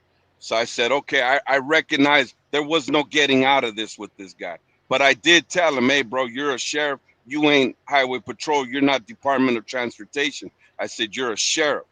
And he said, "Hey," he got in my face. He said, "Hey, man," he said, "I said you got to go over there." So I said, "Okay." I'm not gonna go toe to toe with that sheriff on the side of the road. So I get Fuck over that. there, right? Fuck that. That's I'm gonna say, crazy. man, you're not supposed to tell me shit. You can get in my face all you want. You get a little closer, you're gonna have a situation. Okay, well I that's got you. personal This is space. me. Well, that's you. This is me. So I told the dude. I said, "Okay." So I go over there, right? As soon as I get over there, the guy doing the inspections, he was training the sheriffs to be code enforcement for commercial vehicles. So the dude that was training them, he didn't even like them. And he comes up to me and he tells me, "Hey, man, I apologize for all this stuff." He goes, I'm training these guys how to, do these codes." He goes, "I'm going to get you out of here. Don't worry about it." And I said, "Well, look, man," I said, "I got, stuff wrong with my truck." I said, "I'm on my way to the mechanic." I said, "And this dude over here pulls me over on the other side of the road." He says, "Yeah, man." He goes, "I'm training them how to do this." He goes, "I'm going to inspect your truck." He goes, "I'm going to walk them through it." He goes, "And then I'm going to send you on your way." And I said, "Okay, cool." And he did. They didn't, you know what I mean? They didn't write me up. They didn't do nothing. He let me go. But it was those sheriffs, you know what I mean, that they had that sheriff mentality. They don't understand. They're not used to interacting with us, right? I'm telling them, "Hey, bro, you got to have legal cause to tell me what to do. You don't have no legal cause." I hear it, man. I wish I was there. Hey, you I know don't where I get was that That's from these going? wild motherfuckers. right there. They just don't fuck with me, man. Like I But said, that's you I told and this is him, me. kiss Yeah. my goddamn ass. I ain't scared of none of them. Okay. That's I'll be like, wild. write me the ticket, and I'll be on my way, and we'll go from there. Oh, I can't write your ticket. I'm not authorized. Exactly. And He and can't write the ticket. exactly, he couldn't write a ticket because they weren't code enforcement yet for commercial vehicles. They were in the process. They were being trained to do it, right? So they didn't have whatever. You're right. They didn't have anything to do it. It's like I was telling these people before you jumped on about these motorcycle cops checking air pressure on these crazy fools at the Yeah, damn port. yeah. Okay, you remember that too back there. At And the I was like, port, why the don't, motorcycle and I was cops. mad, bro, because I was like, why don't these fools pull me over and try to check my tires? Come pull me over and do that so I can jump out on Yeah, you. They wouldn't yeah, do that for me. yeah, I was waiting. Everybody else sitting in yeah, the truck, letting them check tires. You got me screwed up. You ain't my mechanic. You're not authorized. yeah. Yeah, no, that's true. They're not. They're not supposed to touch anything. If you notice, whenever you go get pulled into a scale, that's what they'll do. They'll hand you the air chuck. They'll say, "Do you got one?" You know, yeah, I got one. Well, here, use mine real quick. No, I prefer to use mine. You know what I mean? You know, because they won't touch your tires. They're not supposed to. They're not supposed to touch. That's what I don't understand when they get underneath there and they start tinking on things. You know, cling, cling, cling. Like, what are you hitting, man? What are you touching? No, I get it, man. Reality I is, get it. dude, they're all about safety, right? Yeah. And that's it. They're nothing else but that. Hey, by the way, we got Good Brother in the chat. He wants to let you know he's an owner operator. Where's he at, man? And he says this is hilarious. Yeah, we've been on for like almost 2 hours, man. Shit, we've been This having is fun on this shit. hilarious. Wow. The Good Brother. So what?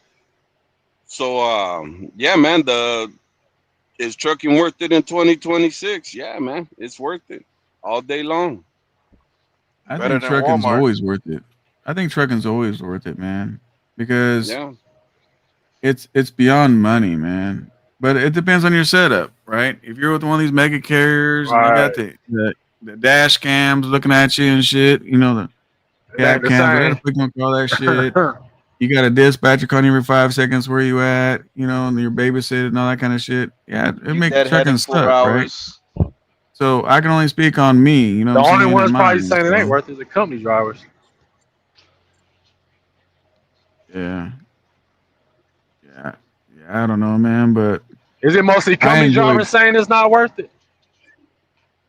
my whole thing is, man, I enjoy driving. I don't do much of it these days, you know, but I enjoy driving. You know, I like all aspects of it. Yeah, there's some bad times in trucking, but there's some bad times if you got a 9 to 5. You know what I'm saying? So, I mean, everybody, you know, I ain't gonna say everybody, but a lot of people have bad situations on 9 to 5s. FJ says, got a camera coaching event coming tomorrow morning. Say what? A camera coaching event? What the hell does that mean?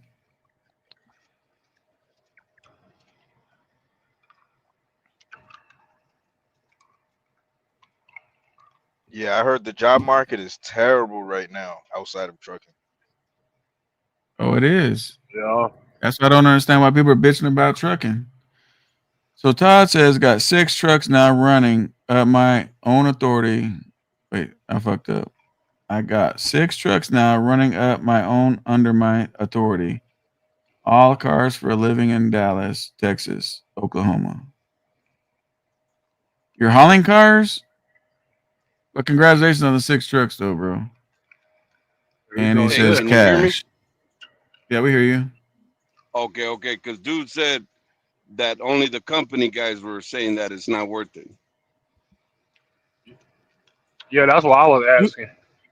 Nah, Okay, man. I you were mean, Who's asking. saying that? Yeah, I was asking, Yeah, like, yeah. is it mostly company drivers that's saying that? Okay, you're asking. Okay, yeah, no. Yeah. What I see is I mostly see the lease guys, the lease operators are Oh, the ones okay. that are asking those questions. Most company Oh, guys, yeah, because what I was saying was I did I'm in the company thing right now. It's a little bit different though. It's not company. You know, it's like I was telling SoCal. Okay, when somebody controls your money, that's the problem. Yep. When somebody, if anybody, even a dispatcher, if a dispatcher is controlling how much money you can make, he can make you or break you. Same thing I with the agree. broker. Same thing with any type of company. If somebody, and that's the problem, is people come into the industry and they don't realize that. So Yep. anybody who's in that seat is gonna say those words. It ain't worth it. Well, it ain't worth it to you because you don't know. Right. Because right Right. now I'm company, okay, 1099 contractor, and nobody's controlling how much I can make. You know, I know company guys that were by the hour, right? They're paid by the hour, and they can only do 70 hours a week, right? Their clock. Mhm. And after 70, that's it, because the company doesn't want to pay overtime. So Right. it's the guy that somebody's controlling how much money he can make is the guy. And that could be anyone. That could be owner op. That could be, you know what I mean? If he's Yeah. in a situation where somebody's controlling his money, he's gonna say it ain't worth it no more. Yep. You know, the other day I had just seen in the news that they got rid of 17,000 illegal driver's licenses in California, right? Commercial, Mhm. yeah, commercial ones. Yeah, commercial. I want you guys to see this. Okay, because I've been owner op for 20 years. 20 years, bro, owner op. I've built 2 fleets. Okay, I've endured 2008 EPA standards, and I've endured what was the last one? 2014, right? Was the next one. We did 2008 and 2014, I think it was, when they changed where we had to have the DEF fluid now in the Mhm. trucks. Okay, no, it was no longer DPF, now it was DEF, right? You had to have the fluid in your truck now for California. Okay, and I built Mhm. 2 fleets off of that. All right. Okay, so I know owner op, bro. I know it inside and out. Okay, in fact, I don't know company. I haven't been a driver for anybody in 20 freaking years. Okay, so here I am. You're talking to somebody, right, who's done it not once but twice from the ground up. Okay, when you take 17,000, what is the average count of a mega truck company that you guys know of right now? What do you mean by average count? Okay, Hurricane. Since we like to talk about Hurricane, how many trucks does Hurricane have? They got at A least lot. Yeah, I say at least 100. Okay, at no, they least got at I would least 100, right? think. no, they I got at would least think. 300. 300. Yeah. Okay, that's the number I was looking for. Okay, 300. Okay, you got a trucking company. If you divide 17,000 into 300, that's 34 trucking companies of 300 trucks. That's who I'm in competition with. And just in the state of California, right? Uh, Yeah, look at that. Imagine that. Okay, so and I didn't know all this stuff because now this news is coming out, right? So now it makes sense to me why the market took the dive that it took. There's still a So lot of I'm them out going, there's still more. You're right. Okay, just in California alone, right? So that's 34 trucking companies that I'm up against that are guys that shouldn't hold a California commercial vehicle license, right? Okay. Now throw this in there. They're not even used. They don't even know the wages that they're supposed to be making. there. They sending all their money back home, so they eating either way. Okay, so Staying in here the I truck. am, right? Here I am. I got to make a certain amount of money, right? You got to make a certain amount of money, right? Okay, these guys can operate at a lower cost because they don't need that much money, right? And then Oh, you're going up against 17,000 of them. That's 34 companies, bro, of 300 trucks or more. So I really said, damn. quick, Now, really quick, here I am. really, I'm talking to you guys, right? Mm-hmm. hello? Yeah, y'all here. There you go. Go ahead. yeah. I can hear you now. You I'm were here. breaking up a minute ago. Okay, so here I am talking to you guys, right? We're talking, right? We're having casual conversation. I'm not complaining. Don't hear me that I'm claiming. complaining? Because that question is it still worth it? And I will tell you, yes, it is. Because the market will always right itself. It will always right itself. Always. You KJ just says, gotta is be trucking ready worth in for it. California? Absolutely, absolutely. Yes, Really it quick, is. I'm It's gonna play still worth this. it. I'm gonna play this really quick. Make sure you guys are muted so it doesn't echo. This is what Green Lantern is talking about. And just so you guys know too, they paused it. So the 17,000, they haven't revoked it yet because they're fighting it in court. But this is what we're talking about. For thousands of commercial drivers across the state were revoked. That includes operators of semi-trucks, school buses, and even some construction workers. Transportation Secretary Sean Duffy says this is because they were illegally issued to, quote, dangerous foreign drivers.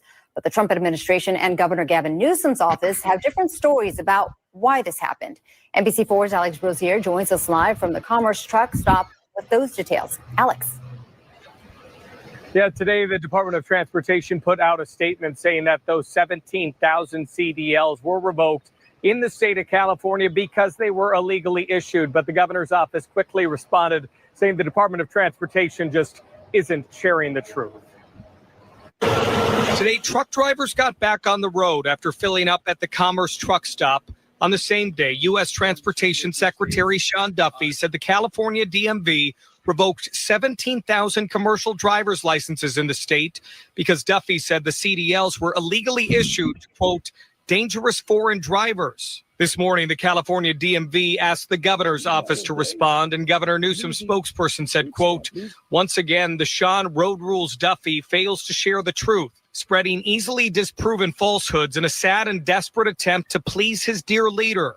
The governor's office says the impacted drivers are not illegal immigrants and that the licenses were withdrawn due to, quote, inconsistency with California law. The DMV didn't respond when asked for further clarification on what that means. But the news comes 1 month after a semi-truck driver who was in the United States illegally was accused of causing a crash that killed 3 people in Ontario.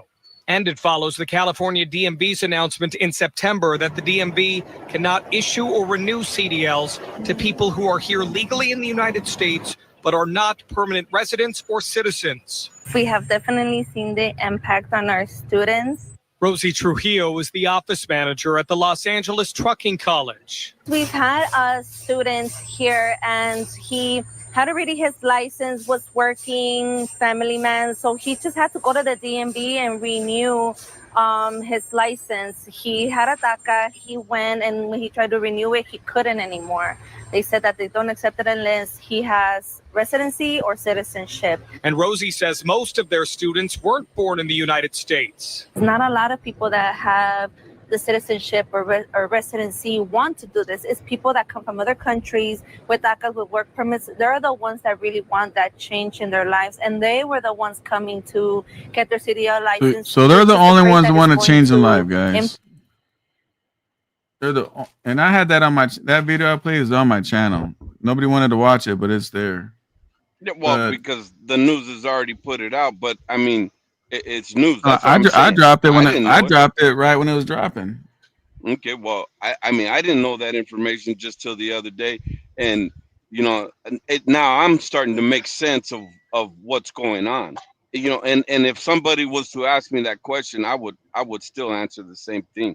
You know, I want to ask your panel right here, you know, how much is enough money for you guys?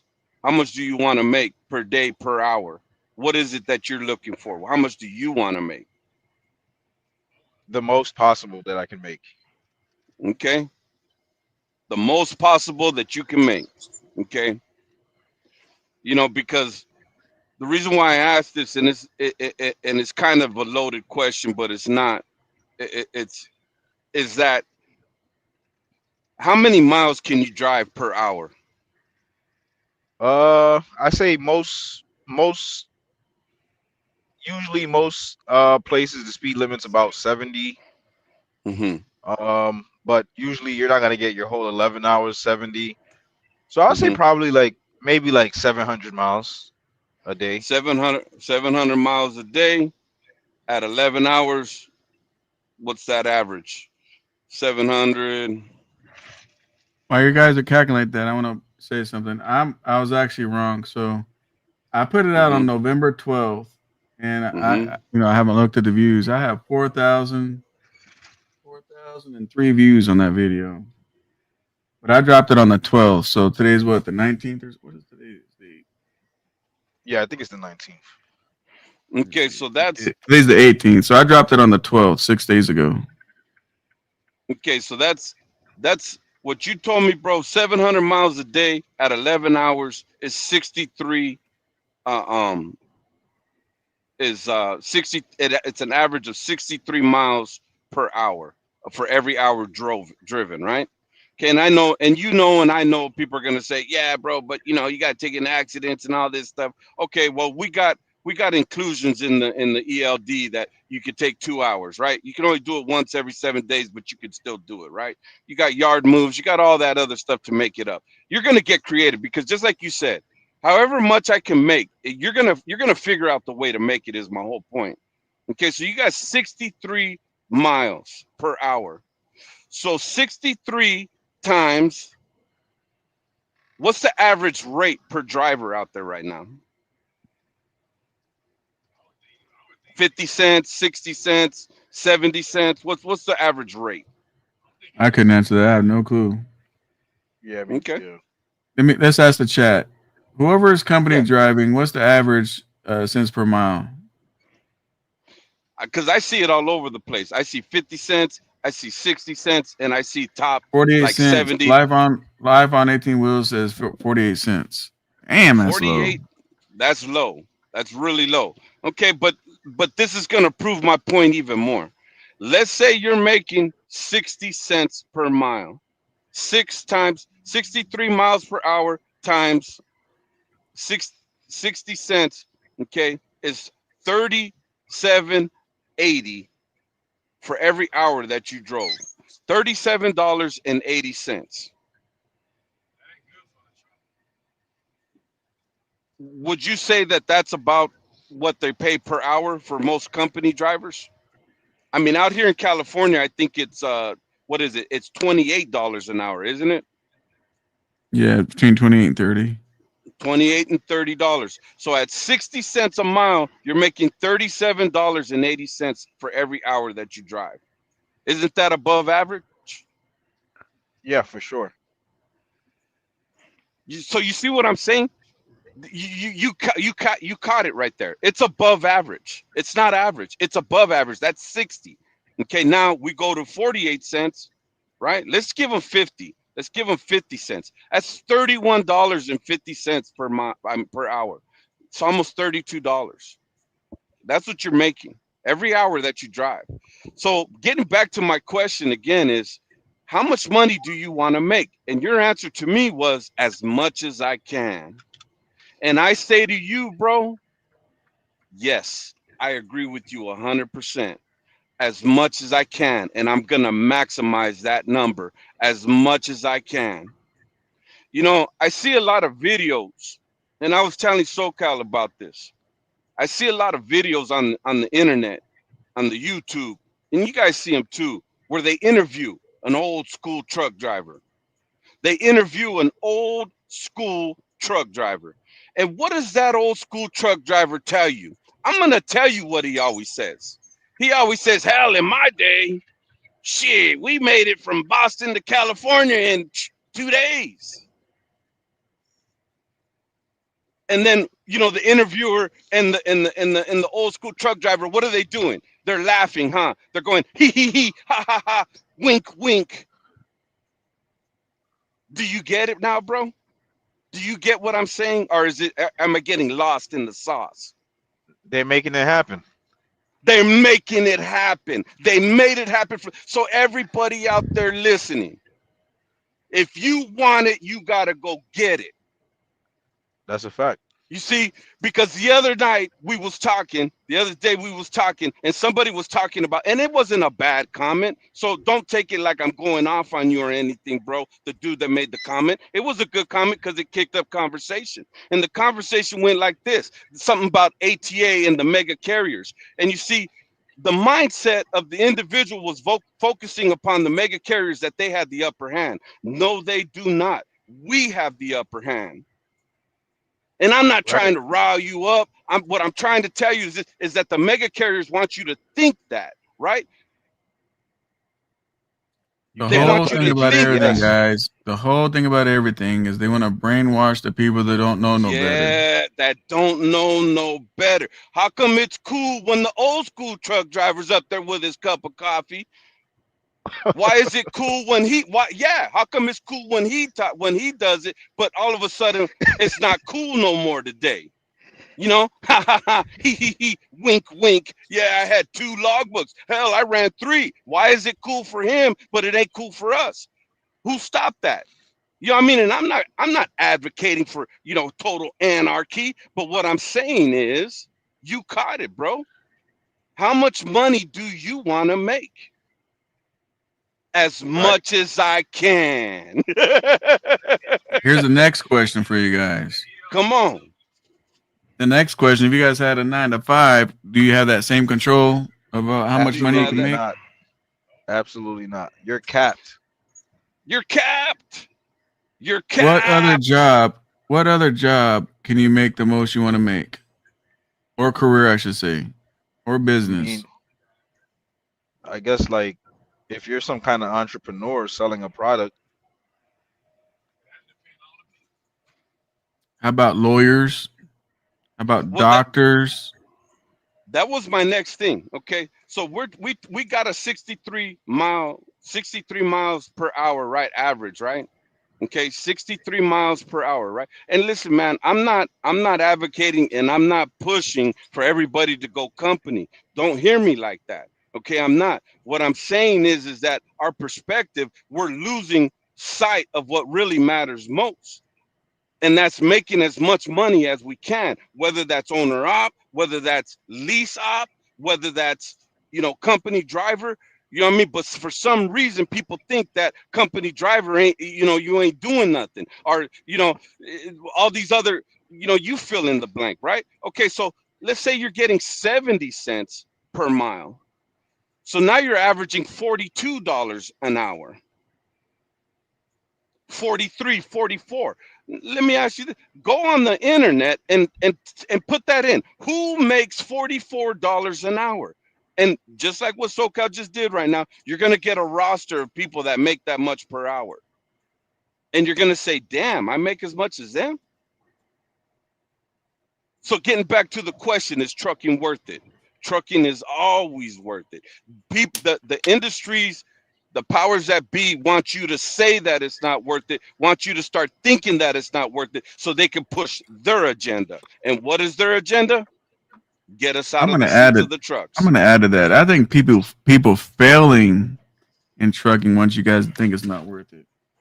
Well, but hold on. Okay, hold on. Let's analyze what you just said right now. Because just a few minutes ago, you know, we're talking about people that know better and people that don't know better. Mm-hmm. People don't know. Some people just don't know, bro. Yeah, and those are the people who have channels, and those are the people on TikTok. I agree with you. I agree with you 100%. Those are the people that say that stuff. Because you know what? Another common myth that's in these algorithms when people want to start talking about freedom. What were we talking about the other night, bro? When you was talking about your account and that you got to put up, you know, you got to put a bid in for the account, right? And they want to bump it up by so many numbers, right? What does that, when they bump up your account, what does that do? Other than give you more money. Are you talking about the new contract for 20 trucks a day? Yeah, that one. We were talking about that, right? But what it's going to do is it's going to demand more of your time, right? Right. And then you're going to have to start delegating, right? So this other thing, right. And then you know, everything demands our time is my point. And in order to make money, it demands your time. I just broke down to you guys hours equaling miles. That's your time. Because I'm gonna tell you guys, man, I'm out here. I'm OTR, bro. I'm coast to coast, bro. Straight up from San Diego to Shreveport, Louisiana, down to Savannah, Georgia, bro. All the way down to Miami, all the way back up to Jersey, from Jersey all the way back to Seattle, Washington, bro. I'm coast to coast. I'm running everywhere. Okay. And I maximize every single hour I'm out here. And I want top dollar for every hour that I'm out here on this road. And that's all I would tell you is change your mind. Get your mind right. Change your perspective. Stop looking at the next man. Stop listening to what somebody's telling you and actually start putting, pencil to paper, our fingers to these pads, these, these electronic devices, and start running numbers. See where you stand. Mm-hmm. Let me help you guys on something in depth here. I'm a numbers person, right? Yeah, come on. So what can trucking do for you that a 9-to-5 cannot? Maximize my earnings. That's for me personally. Okay. I agree with you. There's no wrong answer, but I'm gonna put it down to you guys. But what do you think, Mario? You've been pretty quiet over there. I'm not letting you get out of this. Let me get out of what? What you doing, not talking? Mario, man? Mario sounds like he's tucked in. Yeah. Nah, I ain't tucked in. I'm looking at reefer trailers, dude. I need to find me a reefer trailer.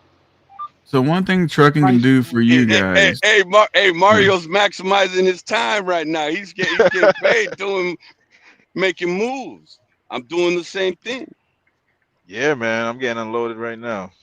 But I mean, yeah, trucking itself, it allows you to make movements in life. Even if you got out of the truck and decide you want to go and be a dispatcher or a driver manager, whatever the fuck y'all want to call it, you got the knowledge that most of these other keyboard warriors don't have. I agree. Right. If you wanted to become a broker, you could do that. Like, it's just, and you don't have to be an owner operator to begin with. Hell, you could have been a company driver. If your medical card or something screwed up, or like people that got played earlier, but hell, go be a dispatcher. Like, or you could be a diesel mechanic. That's trucking department. Too. Yeah, I mean, trucking has its own fucking. I want to say atmosphere, but on roads, like shit. Trucking is like a planet. It's like its own industry, pretty much. It is. Yes, it is. It is its own industry. Really is. It is. It really no. It really is. It's a gateway, and it's also a lifestyle, and it's a very, very long career. Fuck. Excuse me. It's whatever you make it, but I'm gonna tell you the answer. What up, G-Way? Real quick, G-Way says freedom to move how I want to.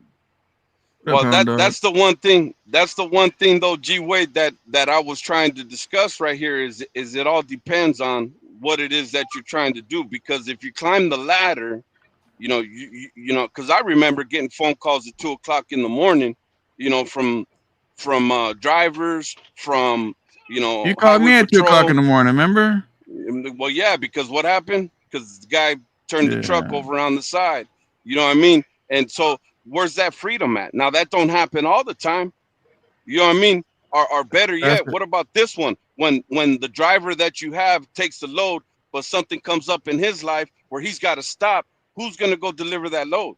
Somebody's got to go deliver that load. And if you can't repower it, you're going to be the one that has to go out there and go get that load. So freedom gets thrown around. And yeah, there is a type of freedom. That type of freedom is you can choose. Well, see, sometimes you can't even choose where you're going to go. Hey, really quick. Where I'm going to go. Hey, Green, hold up. Really quick. Fast Eddie, it is a hustle. Absolutely. So Good Brother says, shake my head.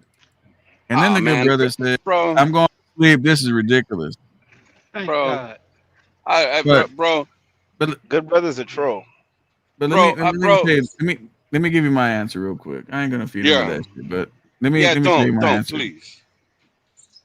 The thing that I'm trying to tell you guys is this: and what a Mm-hmm. 9 to 5 does for you is you only get paid for your own labor, and that's it, right? In trucking, you can expand your trucking business. So now you can have however many trucks you want making you money. Now, how much do you make per hour? That's Right. right. You see what I'm saying? You can't That's do right. that with a 9 to 5. No, you Right. can't. You're capped. You're Yeah. capped off. If you make too much, I you mean, get in trouble. getting into, right? Because I know a guy, and I could bring him on here, and he'll tell you straight out that his company straight told him that right there. Hey, you're doing too much. You need to stop. Wait a minute. What? Yeah, I You know used what to I get mean? too much Especially, overtime. especially if it's a union job, bro. I'm gonna tell you something right now. You go He get a wasn't union even job union. sometimes, and Yeah. you're doing too much.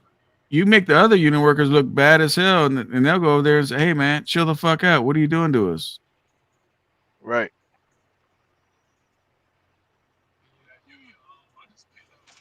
But the greatest thing about trucking, if you choose to, is make all the choices you want to do have a better life, bro. Like I said, even if you had 2 or 3 trucks, even if you had just you and another truck, if you just have you and another truck, you just doubled your income.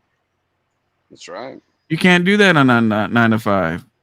Right. No. No matter what you And do, whatever your hourly is, that's what the hell it is. that's what it Mm-hmm. is. And going back to what Homeboy said earlier, it's a hustle, right? And all those things, you know, but it's also opportunity. And I think Mm-hmm. that's what the freedom is. The freedom is that there's an opportunity to make more if you choose to make more. Because when I hear someone like the good brother, what he says, what I hear is somebody who's settling.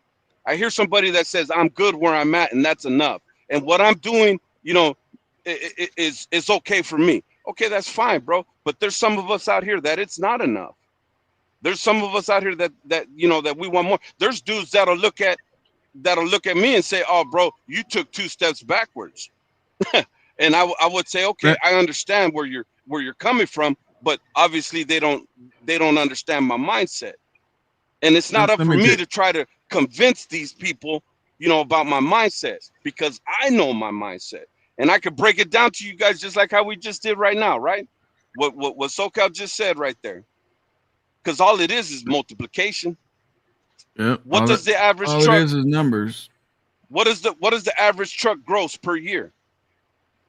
Average truck grosses $150,000 per year, right? Average truck, I'll say 150,000. 125.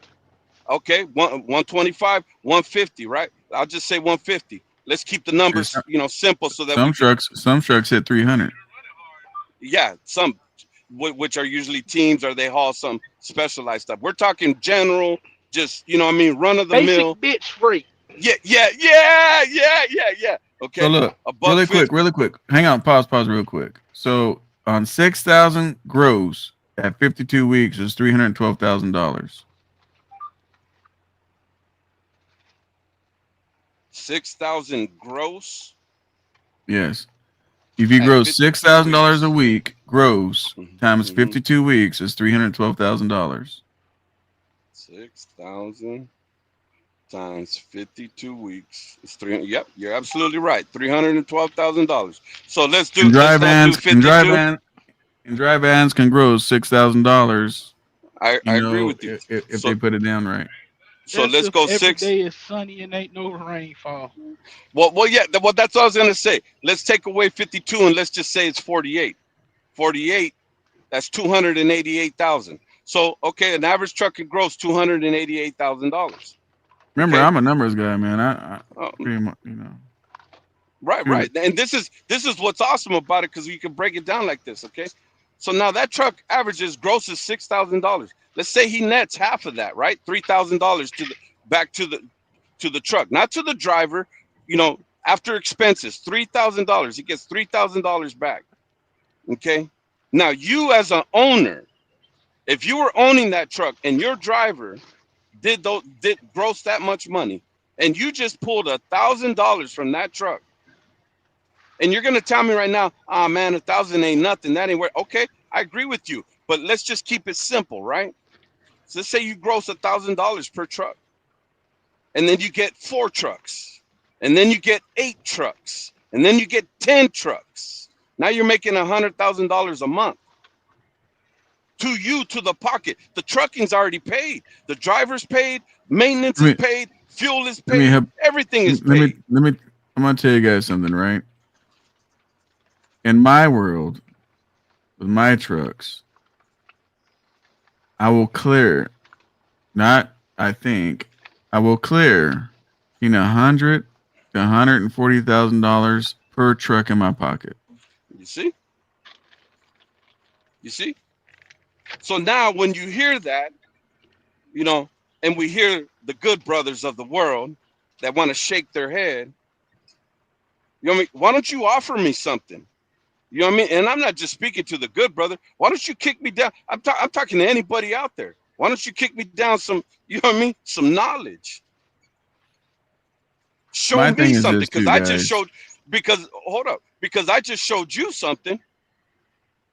You know what I mean? I just showed you multiplication. I broke it down. You know what I mean? And that's just the tip of the iceberg. That's just the beginning, because after that, what comes next?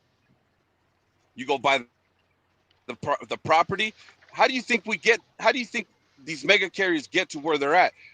And you talked about this one time a while back. You said those guys started with what? With paid off old trucks. And some of them. Anybody ever seen the story of JB 2 to Hunt? 3 old trucks.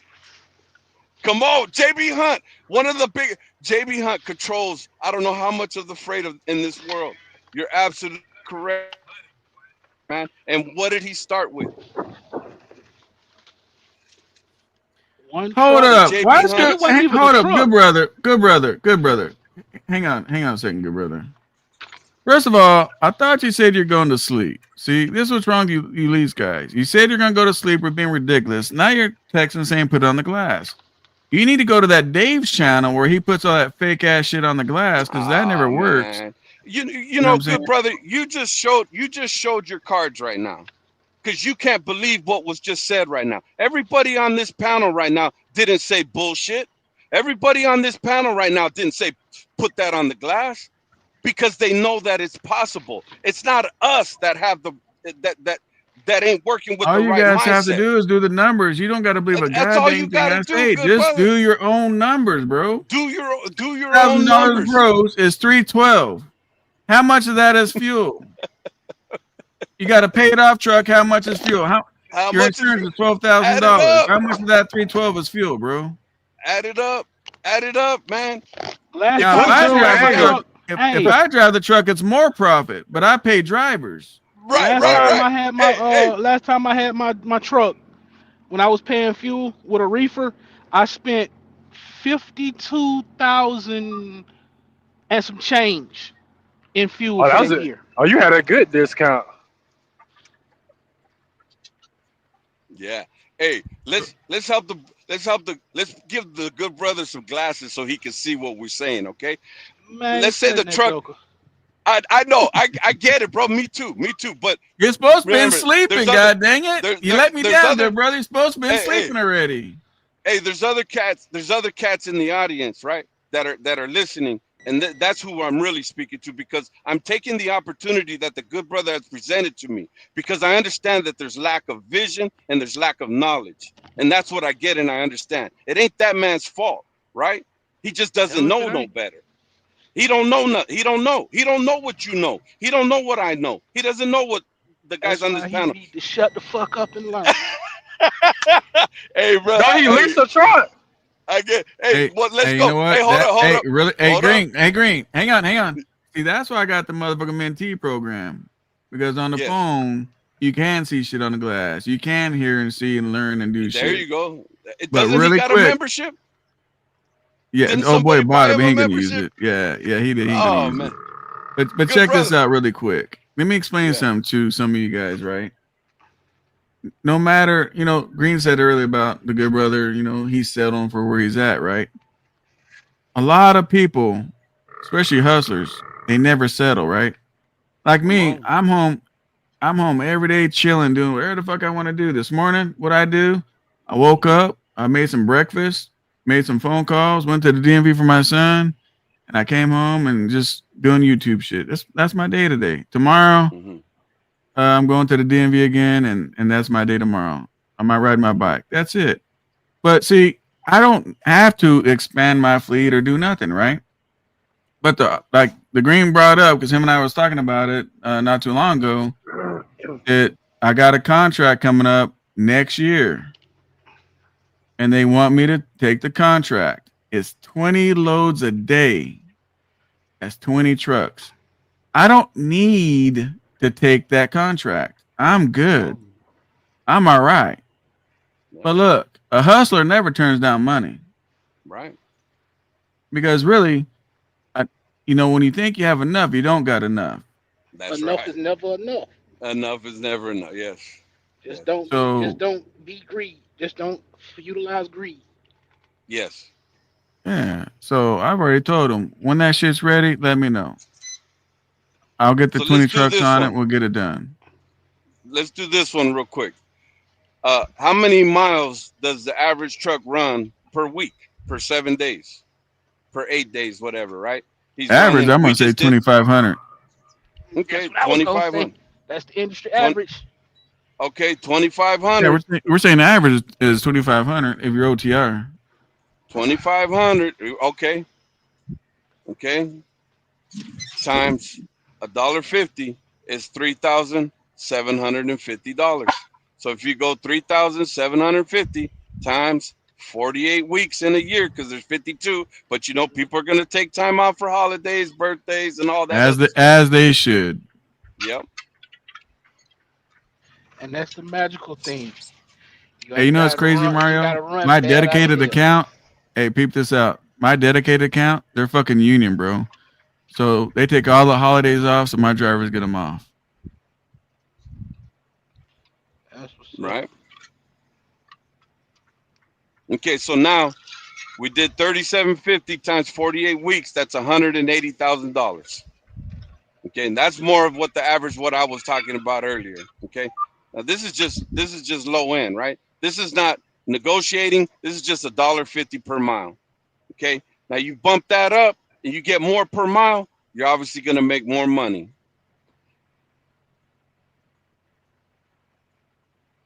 Now, good brother, I hope you know your numbers, because if you know your numbers, if you know what you're making per mile, you're going to figure out how much you're leaving on the table and how much you could be holding instead of giving it to somebody else, because somebody's making money. It's either going to be us or it's going to be them. And if you don't know and you don't understand how it works, most of the time it's going to be them that's going to make the money.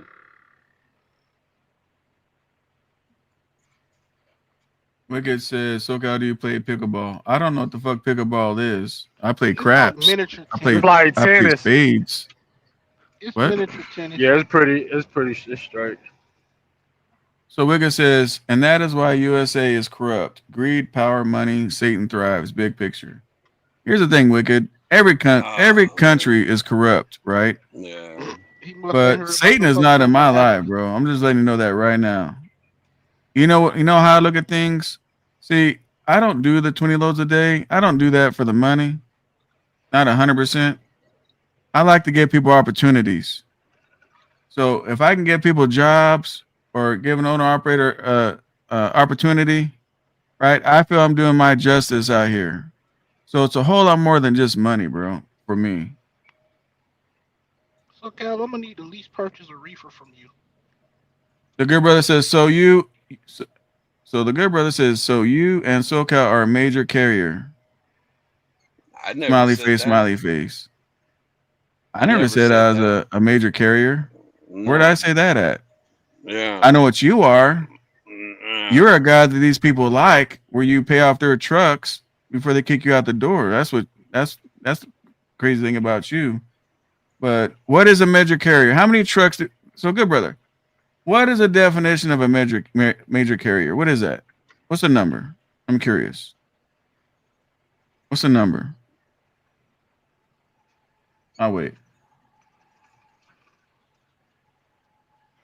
I'm talking about the USA government. Well, I'm talking about every government. They're all fucked up. That's just what it is. Everybody's got their own agenda. But I can tell you this. The USA, I've been to other countries, so I'm going to speak for me, right? I've been to other countries, and I will not trade the USA for nothing. I don't give a fuck how corrupt they are. I'm staying here.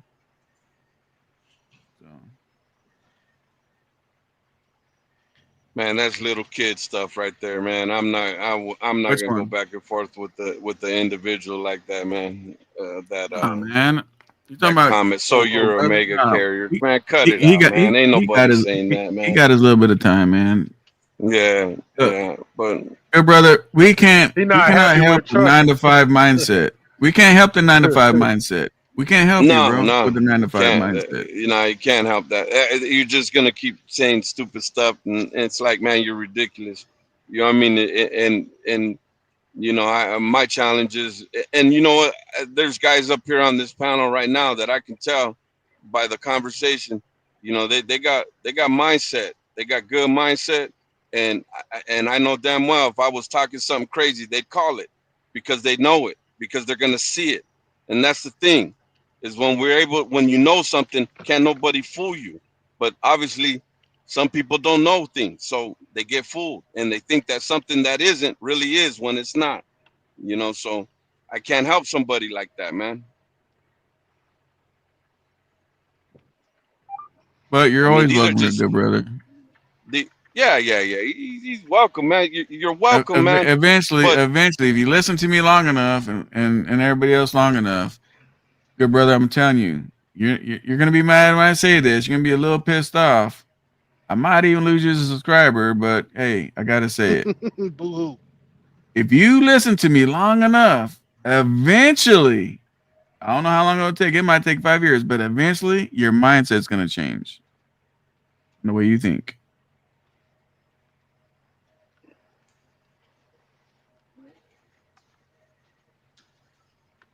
Damn, it got quiet. I know, because I'm waiting for good brother to say something, but it's like, you know what I mean? What is it? Yeah, you know what I mean? I'm waiting for him to say something like, come on, man. But it's like, dude, it's kind of like that pickleball thing. It's just a ball going back and forth off of the wall. It's like, Yeah, bro, so what is that? you know, What's once you pickleball finish, again? No, So like pickleball is tennis. like tennis on a miniature court. Like take Yeah. half a tennis court and cut that in half yeah. So you play with it with a tennis racket? with It's a a miniature small tennis racket. paddle. Yeah. Yeah, I got them we got courts in my neighborhood. Pretty neat. Okay. Yeah, I don't know. I don't even know. Why'd you even ask that, Wicked? You can look at it as what's the little table with the little table paddles? Oh, ping pong? Yeah, you could look at it as that. Yeah, the racket's Yeah, I just a played little bigger. racquetball. Yeah. I played racquetball, ping pong. I mean, Cause the I don't paddle's know. not that much bigger than the ping pong paddle. And back to what you guys were saying, mindset. I feel like that's Yeah. what really determines whether or not trucking is worth it Yeah. in Yes, it today's is. day and age. It's all about your I mindset, can because I can't agree. Yeah. if you don't have a productive mindset, then you're kind of gonna just look at it like it's not worth it, because Yeah. And it's you're in not trying to detail, man. boss up. You gotta know your self worth. If you're only worth $5, then shit, fuck it. Who am I to argue with that? You're only worth $5. Yeah, but the other part of that is that a lot of these dudes, they don't know the potential, bro. They don't know what's out there on, you know what I mean? Like the dude that does the lease, right? He gets the truck and he's paying $300,000 a month. I mean $3,000 a month for this truck, right? $3,200, right? Okay, but he never stops to ask himself, can I afford this truck? You know what I mean? Because he doesn't know no better. And just the way how we broke down those numbers earlier right now is you got to look at, okay, if you got $3,000 a month in truck notes, right? just 10 months is $30,000.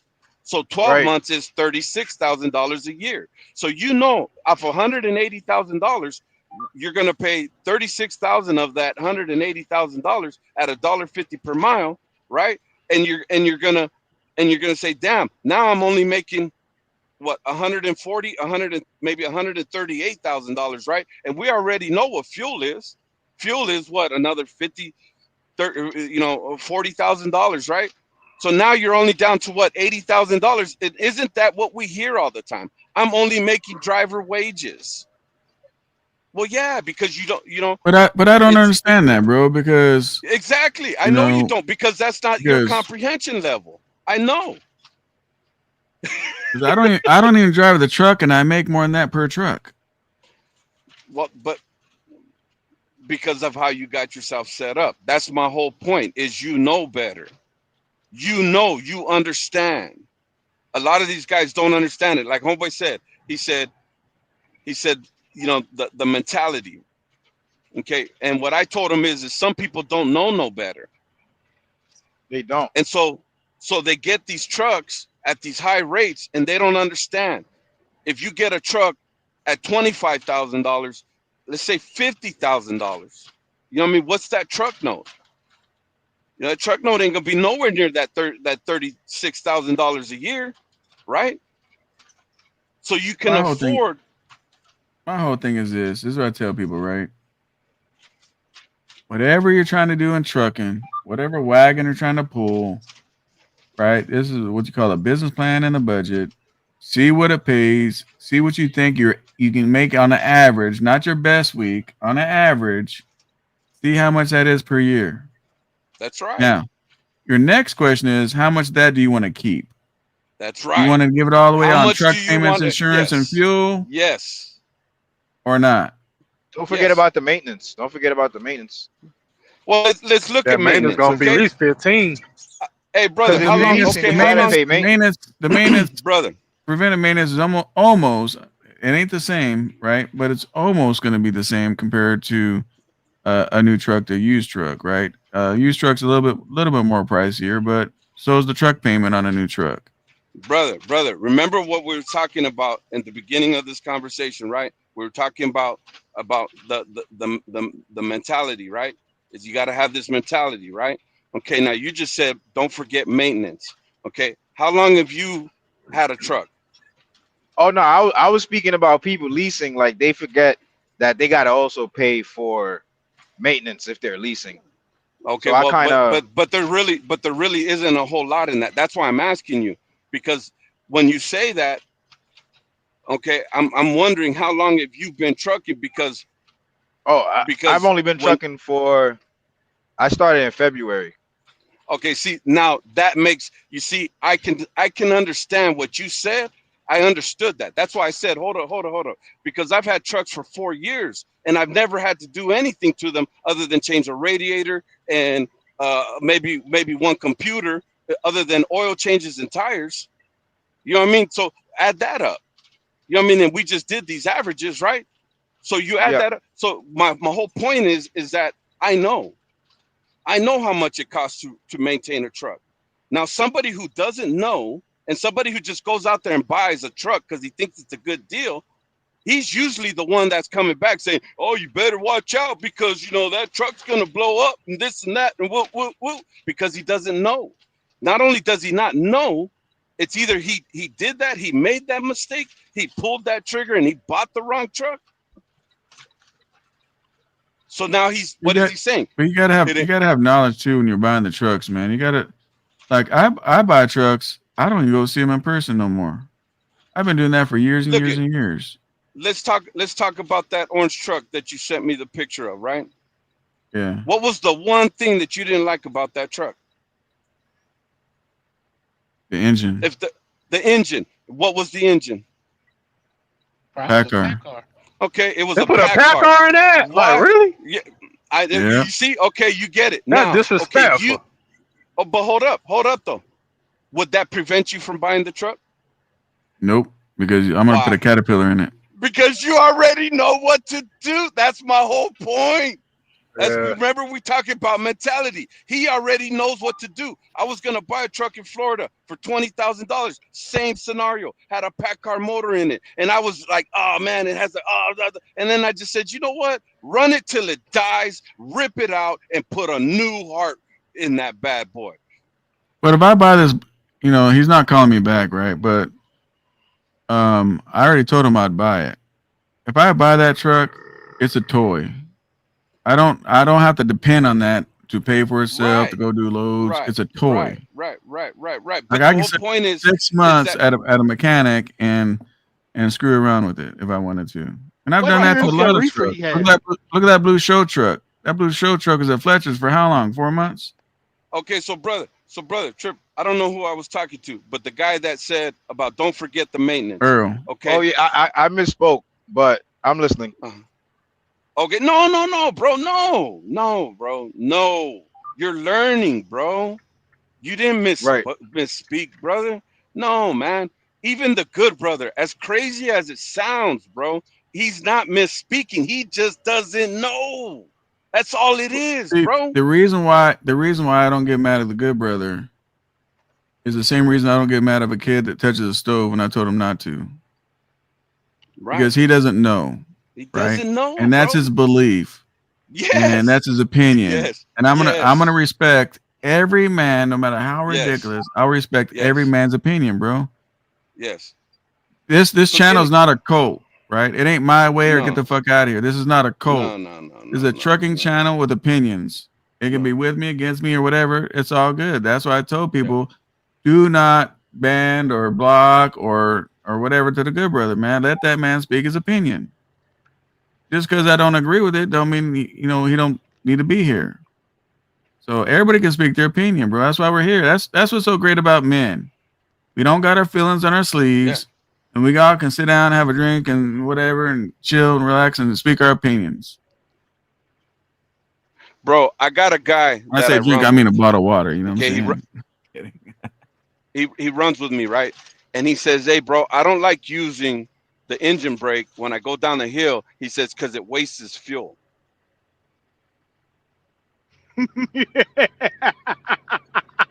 I have no clue how that makes sense. Yeah, I but- know. I know. No. Going back to homeboy Earl, right? Shit. Okay. Now I know when he told me that, right? And he burnt up a set of brakes going down the hill.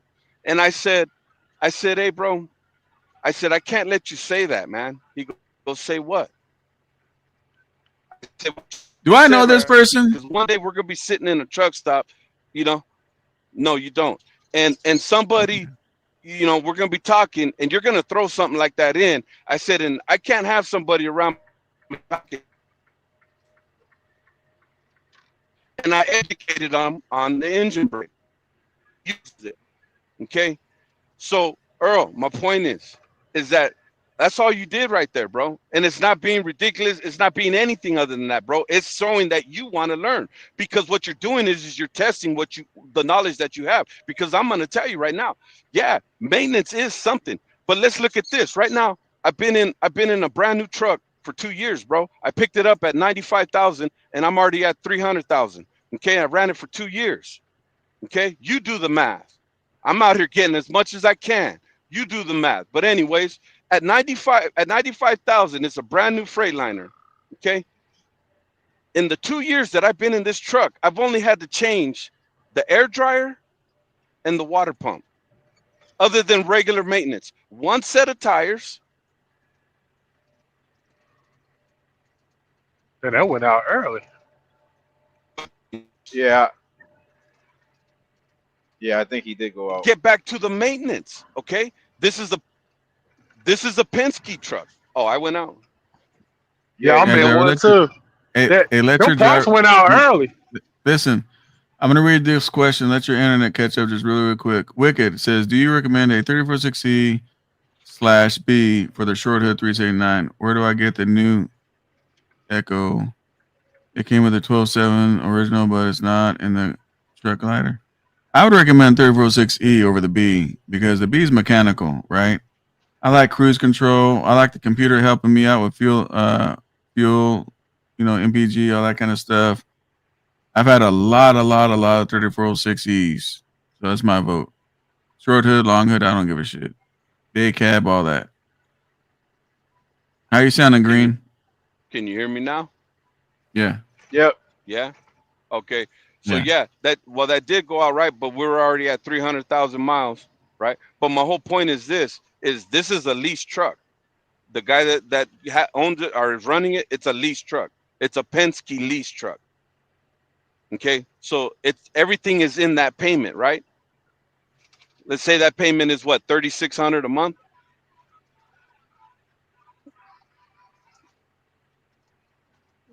I'm listening. Yeah, you know what I mean. So you add that up, and you know the maintenance really, it's not all there. All you got to, what I'm saying is the maintenance isn't what you think it is. Yeah, there's oil changes, and yeah, you're gonna have to change a set of tires, but it's not. It's normally not this losing engines. In 20 years, I've only lost one engine, bro. One. Right. And that truck was at 900,000 miles when I lost it. Yeah, I completely get it. Miles is a million. I have no issue with maintenance. I think essentially I accidentally thought we were speaking about people leasing, and they forgetting that, like, oh, you also have to, even though you're leasing and you're getting paid by the load, you also are responsible for whatever goes wrong.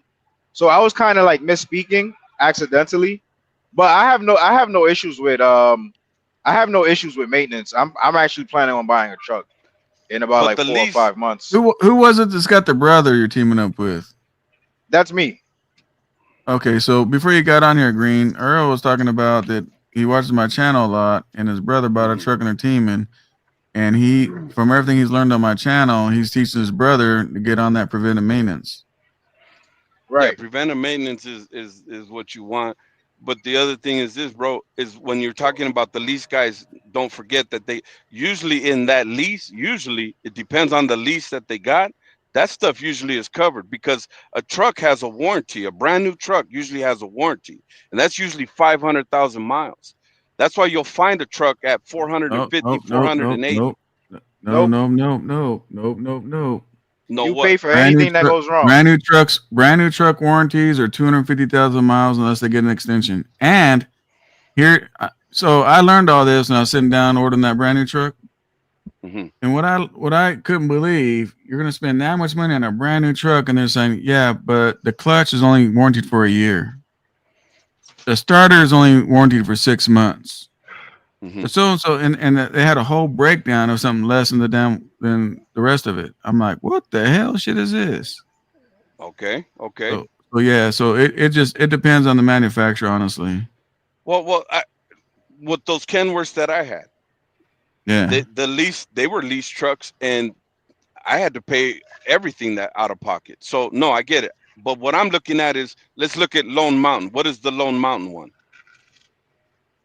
That's 500,000 on the engine and 750 on the transmission. That's what most of these guys have when they get into those leases. No, they got the Snyder lease going on. Like, oh boy, see Lone Mountain.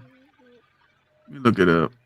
Yeah, look up SFI. But my whole point is this: is some of that stuff is gonna be covered in it, bro. Is what I'm trying to get at here. Oh, well, I mean, I was leasing at Prime, and anything that went wrong, I had to pay for it from the gate.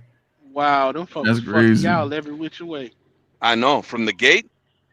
They use Yeah, them from the Freightliners come with EW6 warranties. I mean, these Yeah, damn you see? Freightliners is warranted to like 600. And they were still charging you guys. And see, this is what we're talking about, though, bro, because you didn't know, right? Yeah, exactly. That's what it was. See, that's all it is, bro. You didn't know. That's the only reason why I even leased with them, because I didn't know better. Exactly. But now you know, right? Now you're getting this knowledge. You're talking to, to guys that have been around, right?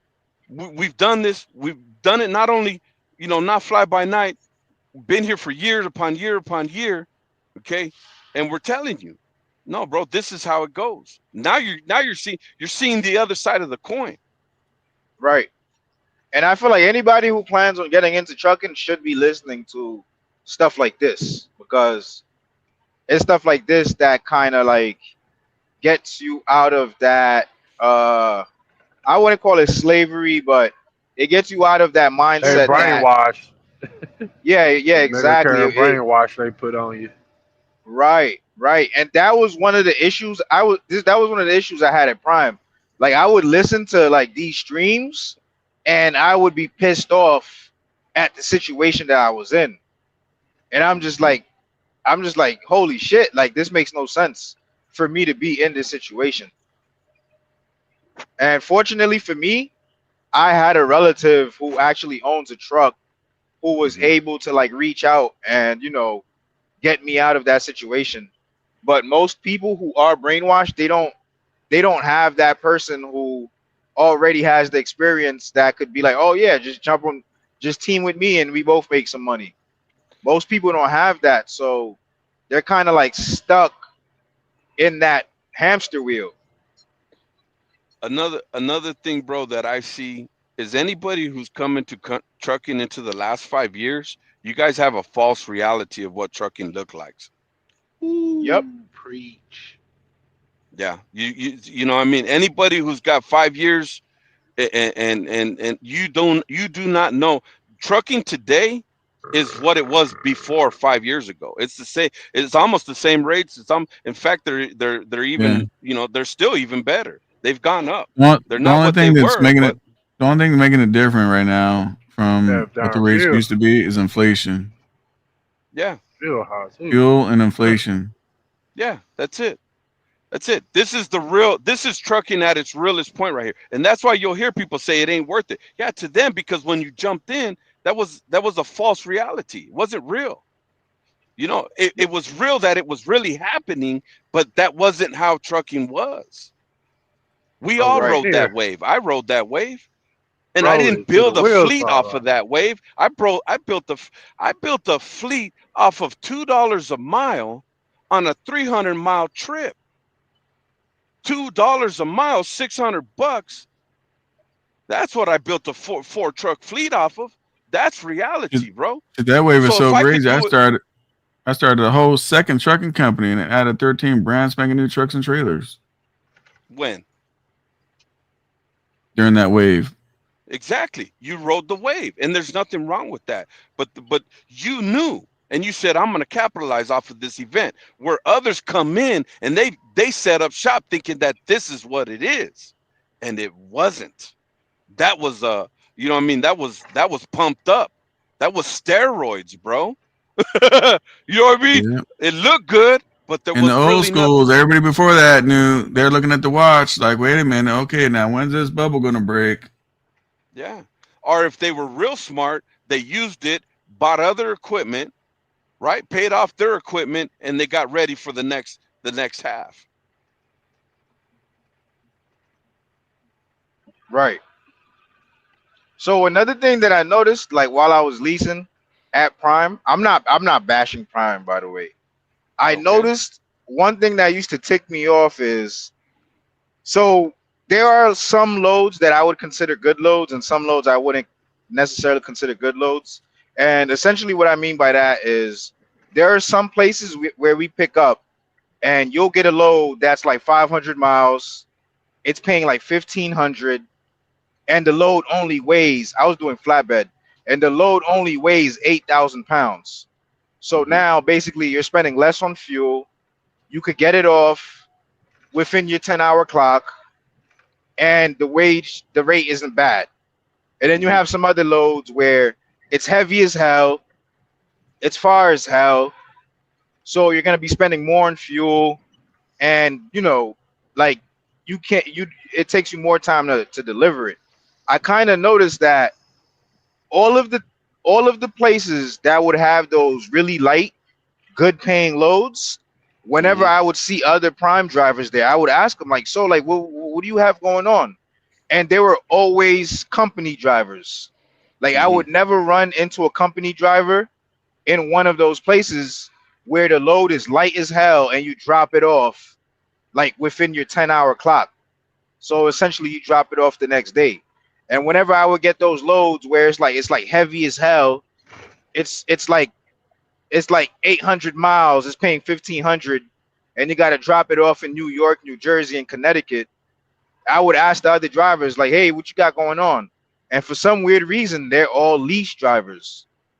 And I don't know, I might have been paranoid or bugging, but it's almost as if like they would intentionally give the really light loads to the company guys because they're the ones paying the fuel for the company guys. No, that's And like all absolutely how of business is. Call the The pattern. company I'm gonna drivers tell you get the good something. loads. I'm gonna tell you something crazy about Prime. I learned a whole lot about Prime because I've had mentees in Prime. Right? Oh shit, we lost screen. And I remember one time when people were getting $3 plus a mile, Prime would throw out this load for 80 cents. Hey man, we under budgeted, man. Please, and they would do that to Prime lease drivers, you know. Yeah. They'd go to Prime lease drivers like, hey man, do us a favor. I know it don't pay much. I know it's 80 cents a mile, but you know, just do us a favor, man. If you get it delivered, we screwed up on budgeting the load. And these lease guys with truck payments, fuel, and everything else would run that 80 cents a mile bullshit. Right. And they were hoping that the next load after that would be a good one. Yeah, on hopes and dreams, bro. Like, I've heard all the crazy stories, bro. I tripped.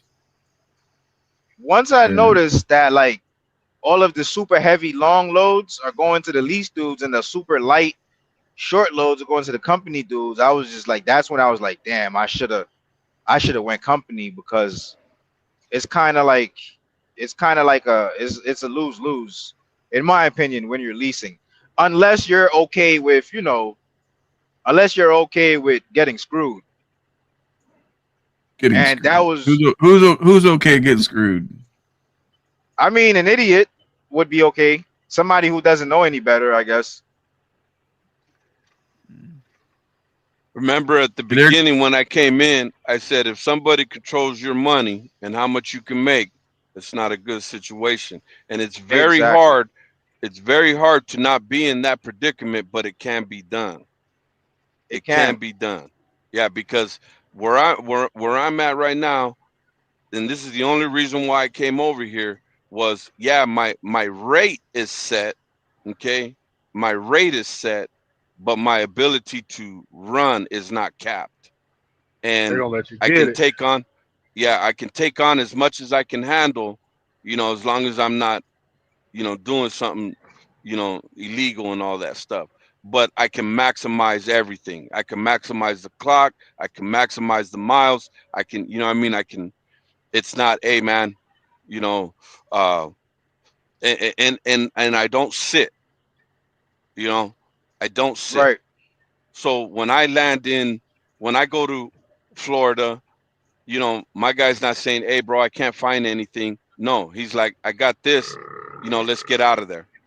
And that's another thing I disliked with leasing. Like you would literally be the first truck unloaded at 8 a.m. and they don't have a load for you till 12. Yeah. So remember that the next time in the next place that you go, those are the questions that you want to ask. Is okay, how does this work? How does this do? Are you gonna get me out of here? Or are you gonna make me stay? What are you gonna do? If I go to this place. I mean, right now I'm with my cousin teaming, and we pretty much have like a dedicated route, so we pretty much just do the same thing every day. But before he got this dedicated route, because we just got it this month, but last month, whenever we would drop a load off, we would instantly, like, he would have a load for us before we even dropped the load off.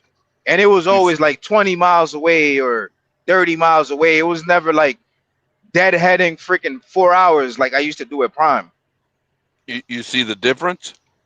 Yeah, it's a major difference. You remember what I said? When somebody controls your money, okay? Now he took control, right? You guys got a set round, a set lane or whatever, dedicated run. But now it's just handle it, get it done. Do it within these parameters.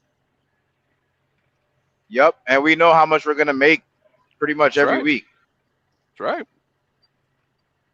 We know exactly how much we're gonna spend on fuel. We know exactly where we're gonna stop for a shower. It's just like taking see the candy from a difference? baby. Do you see the difference in the power of knowing something and not knowing? Yep, it's a lot of power, and there's a You lot of see? comfort as well. You're Yeah, not like 'cause now you stressed know. out, and I'm gonna tell you guys this, man. People can believe this, not believe it. Knowledge equals money. Knowledge right. equals more money. I'm telling you, you guys can believe it or not. There's I had- nothing more experience. There's nothing more expensive than ignorance. I said that earlier. Come on, because I'm gonna tell you, I had a driver. May he rest in harmony. He just passed. He used to be a small machine repair guy.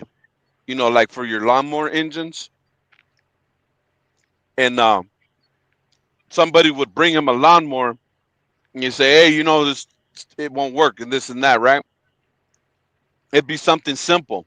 He'd fix it, and he would tell him, "Okay, you owe me $50-$70." And they would tell him, "Hey, why you charge me so much? That was very simple. It's very little." And he would say, "You're not paying me for what I did." He said, "You're paying me for what I know." right, That's a fact. right. And ignorance is expensive because I remember That's right. one night while I was leasing, my coolant sensor had an issue. And essentially, when your coolant sensor has an issue, the truck gives you 30 seconds to shut down. Yeah, so it And is. I called roadside, and I'm like, "There's a Love's like 24 miles away. Like, you think I could make it?" Roadside's like, "Nah, man. I recommend you just sit tight, and we'll call somebody, and we'll have somebody just come check it out, this and that." So And listen real quick, Earl. Hang on real quick, Earl, before you finish. Yeah, That's how stupid roadside is. If you'd have called me up, I would have said unplug it. exactly. If you'd And have then the unplugged it, you'd have roadside got guy an gets orange there. light, not a red one, and you drive it as long as you want. The roadside guy pulls up. He's like, "Dude, I'm gonna be honest with you. I promise you, at least 10 trucks just drove past us right now with their sensor unplugged. Yeah. Like, you literally did not have to call me for this, and No. I ended up having to pay $600 for that." I'm gonna tell Yeah. you a story about where I am. I went Come to on. pick up. Keep in mind now, I do hazmat. I went to pick up a hazmat load, and I noticed that the tire was blown. And I called roadside. They was like, "Well, can you take it to the nearest Love's?" I was like, "Dude, the nearest Love's is like 40 miles away." And I am not driving a hazmat load with a Yeah. blown tire. You are Yeah. asking me to get fucked by DOT. Yeah. No, send somebody out here. Yeah. No. Somebody who didn't know no better or who just started in hazmat Oh, would have yeah. took that load. Mm-hmm. Yep. Yeah, your guys' rules, and that's what people don't realize. Like, the more, how can I word this? The more the load is, the more responsibility you have in knowing. And with hazmat and shit, it's like you can't take the chance. Yeah. Hey, this Russell Freight, he says he gets $1.47 empty and $1.51 loaded. I brought that up already. Yeah. Okay. And my question to him is that, do you get fuel surcharge on top of that $1.47 and $1.51?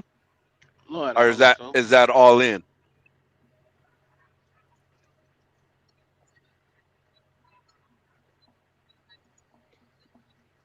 So it looks like everybody on the panel and everybody in the comment section says it's always worth it in trucking. Good.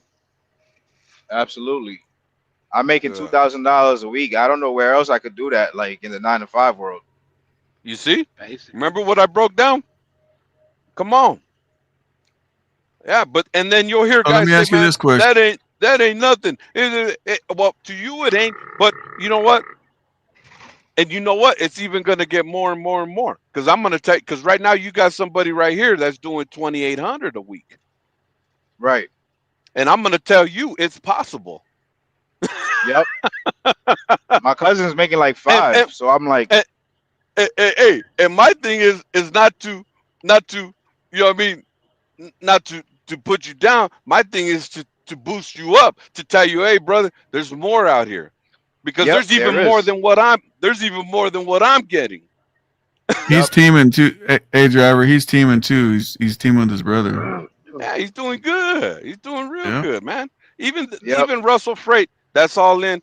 I'm gonna tell you, Russell Freight, I don't know all your information. I don't know everything, because there's always everything in it. You could be running by the house. You could be coming home every day. I don't know all your information, but I'm gonna tell you, at $1.47, if you're paid off, $1.51, I think that you're doing all right. I think that you're doing all right. But I'm gonna tell you that there's more out there. But if you're steady and you're running all the time, then yeah, that's good. But I'm gonna tell you, there's more out there. You can do more. You can get more. But you're gonna have to change everything, and it may not be what you want. So if that works for you, and that's in your lane, you know what I mean, keeps you by your house and all that good stuff, and you get to go to the kids' baseball games and all that, then you're winning, bro. It's different strokes for different folks. Absolutely. But there's more. There's more out here, bro. I'm not saying that's garbage. I'm not saying that. I'm saying though that you could get more, but it just depends on you. Hell, I was talking to Werner before when my truck blew up. I was gonna go with Werner. Okay, they're $1.95 loaded and $1.75 empty. Okay, plus they give you full fuel surcharge, which is another 30 cents, 20, whatever fuel surcharge is, right? Fuel surcharge fluctuates. So any 20 something to 30 something cents. Okay. And there's guys that I know that say, what the hell are you going to go do that for, man? That's garbage, man. But what I found is consistency is key, bro. If you're running and you keep, you know what I mean? And you keep getting those checks, you can't be doing wrong. And as long as you're on the positive more than the negative, that's all that matters. And you're saving. Yeah, if you're able to save, if you're able to do all those things, and you don't got to go chase freight, you don't got to make phone calls, they keep handing it to you. Hey, bro, I'm not going to tell you that ain't no good, but I'm going to tell you, I just told you right now, Werner, you could make more with Werner, but I don't know if Werner runs through your, through your neighborhood and where, I don't know that stuff. So, and that's the thing with trucking. It's different strokes for everybody. Everybody has different ideas of what is good. There's guys that tell me all the time, I can't do what you're doing, bro. I wouldn't want to do what you're doing. Russell says, I never said I run like 35, 71 miles every 6 days. I'm on a dedicated lane. Yeah, then you're straight, bro. Superson is definitely worth it. He says, definitely worth it. I'm a proud owner of 2 trucks. I've been trucking for 12 years. I loved every minute of it, even the hard times. My dad is a trucker, so I was moving into it. Russell Freight, bro, come on, bro. Why are you asking the question then? Come on, man. You already know, bro. Why are you asking the question? You're asking as if, you know what I mean? He's asking, I take it like he's 12 years, he's got 2 trucks. Bro, I just told you. No, that's not Russell. That's the super. That's the super I just read. Oh, okay. I thought that was Russell Freight. All right. I was gonna say, why is he asking a question if he's been running for 12 years? You know what I mean? Like, come on, bro. You know what you're doing. Napoleon is LOL, so I'm not sure what's funny. You got to break that down. Atlanta says cash flow is a must. Russell's back again. Says I paid for a house and cars on that money. I take home $13K with my paid off truck a month. But I'm running multiple trucks, Russell says. Yeah. Well, that's because remember what we were talking I'm only about 7 earlier. years in. I'm only 7 years in. I'm only 28 years old. We were talking earlier. Remember what we were talking about? The power of multiplication. Yep. You know what I mean? That's like compound interest in the bank, bro. I get it. I understand. Nah, man, you're doing fantastic, bro. You're doing fantastic.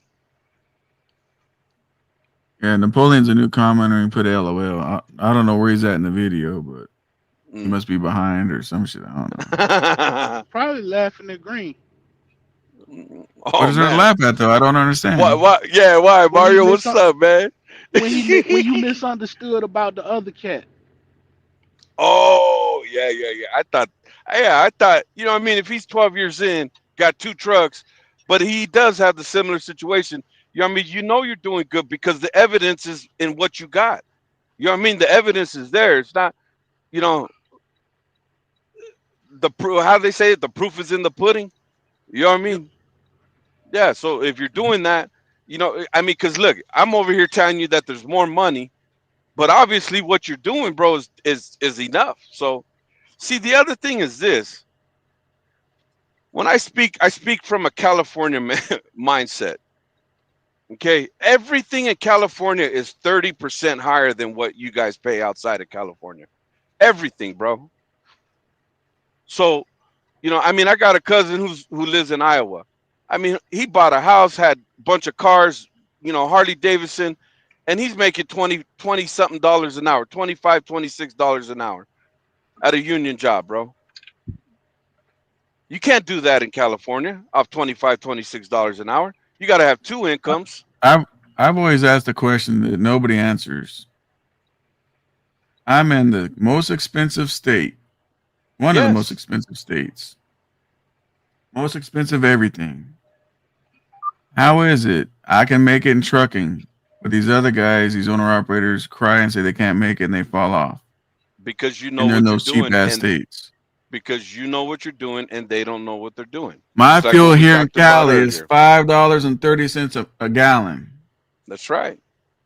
Their fuel is $2 something. Yeah. My license plates is $2,800. Theirs is $15. Yeah. I know, Sure, bro. ours about 2,000 now in North Carolina. Yeah. Those are no Yeah, went I'm up. in North Carolina also. Oh, what part? Right now I just moved to Fayetteville. Oh, that's where I'm from. Okay. We You gotta guys are link goddamn up. neighbors. See what this trucking Right, we community gotta does? link up, man. Yeah, I'm definitely down. I'm down.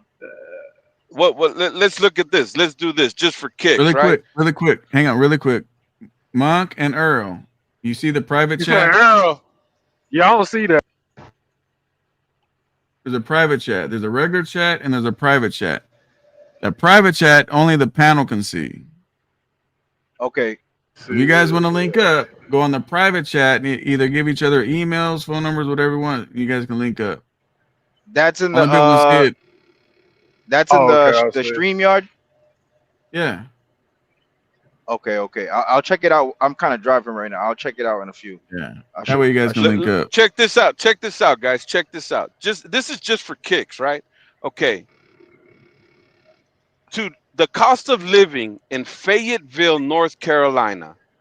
Fayetteville, North Carolina. Yep. Okay. Just for one person with no kids is $20.73. Yeah. That's how much it costs to live in Fayetteville, North Carolina. Okay. Yep. Okay. I So moved, now, my bad. let's look at this one right here. Let's look at this one.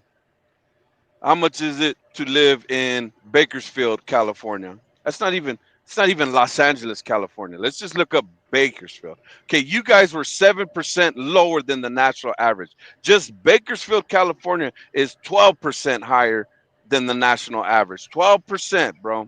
Okay. I'm on the screen. I'm ahead of you. Look at that. Okay, cool. Okay.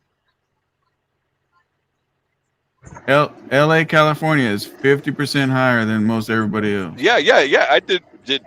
I just did Bakersfield, right? Okay. You're gonna pay $13,572 a year. Okay. For groceries. And I think that's off too, bro, because we all know rent is not $1,800. Right. So that's additional way off. rent. So Regular, right now I have no rent. this is like a one bedroom. Even shit. A driver right there on Lancaster Boulevard. Those new apartments. Uh-huh.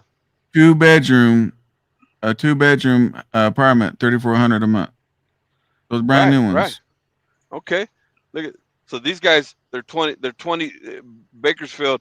You got to make $22 an hour and 67 cents. That's $2 and almost $3 more that you got to have. Okay, but that's per hour per year. You know what I mean? That's a lot of money.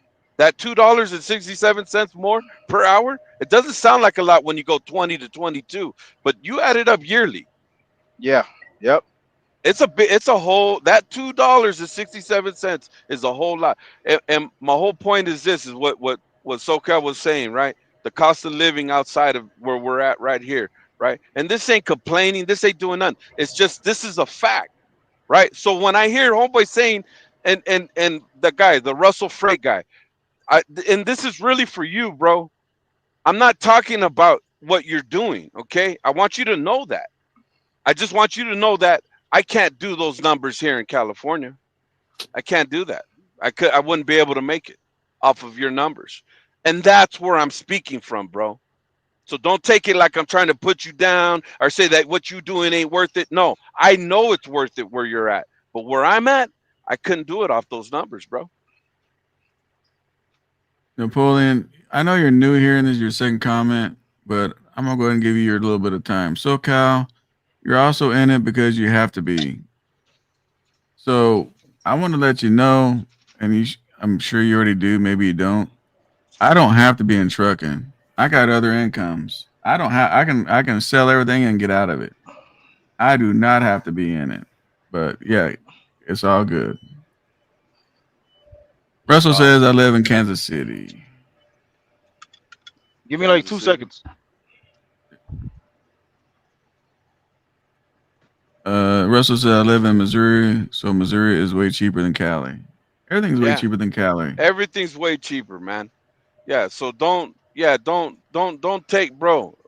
Please, I'm asking you, don't take what I'm saying as if what you're doing is not enough. I understand, and I understand the cost of living. I take everything into account, bro. Everything into account, and let that be a lesson too.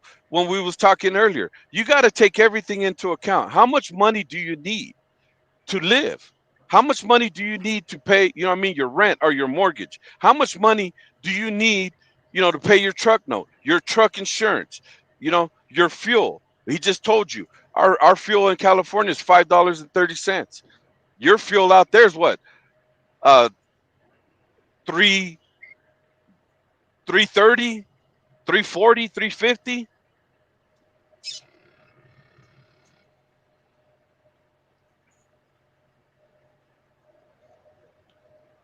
So it's like, you know, that's the differences.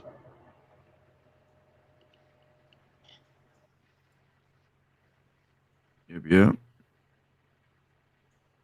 Yeah, man. Like I was while I was leasing at Prime, I was like in Connecticut or whatnot.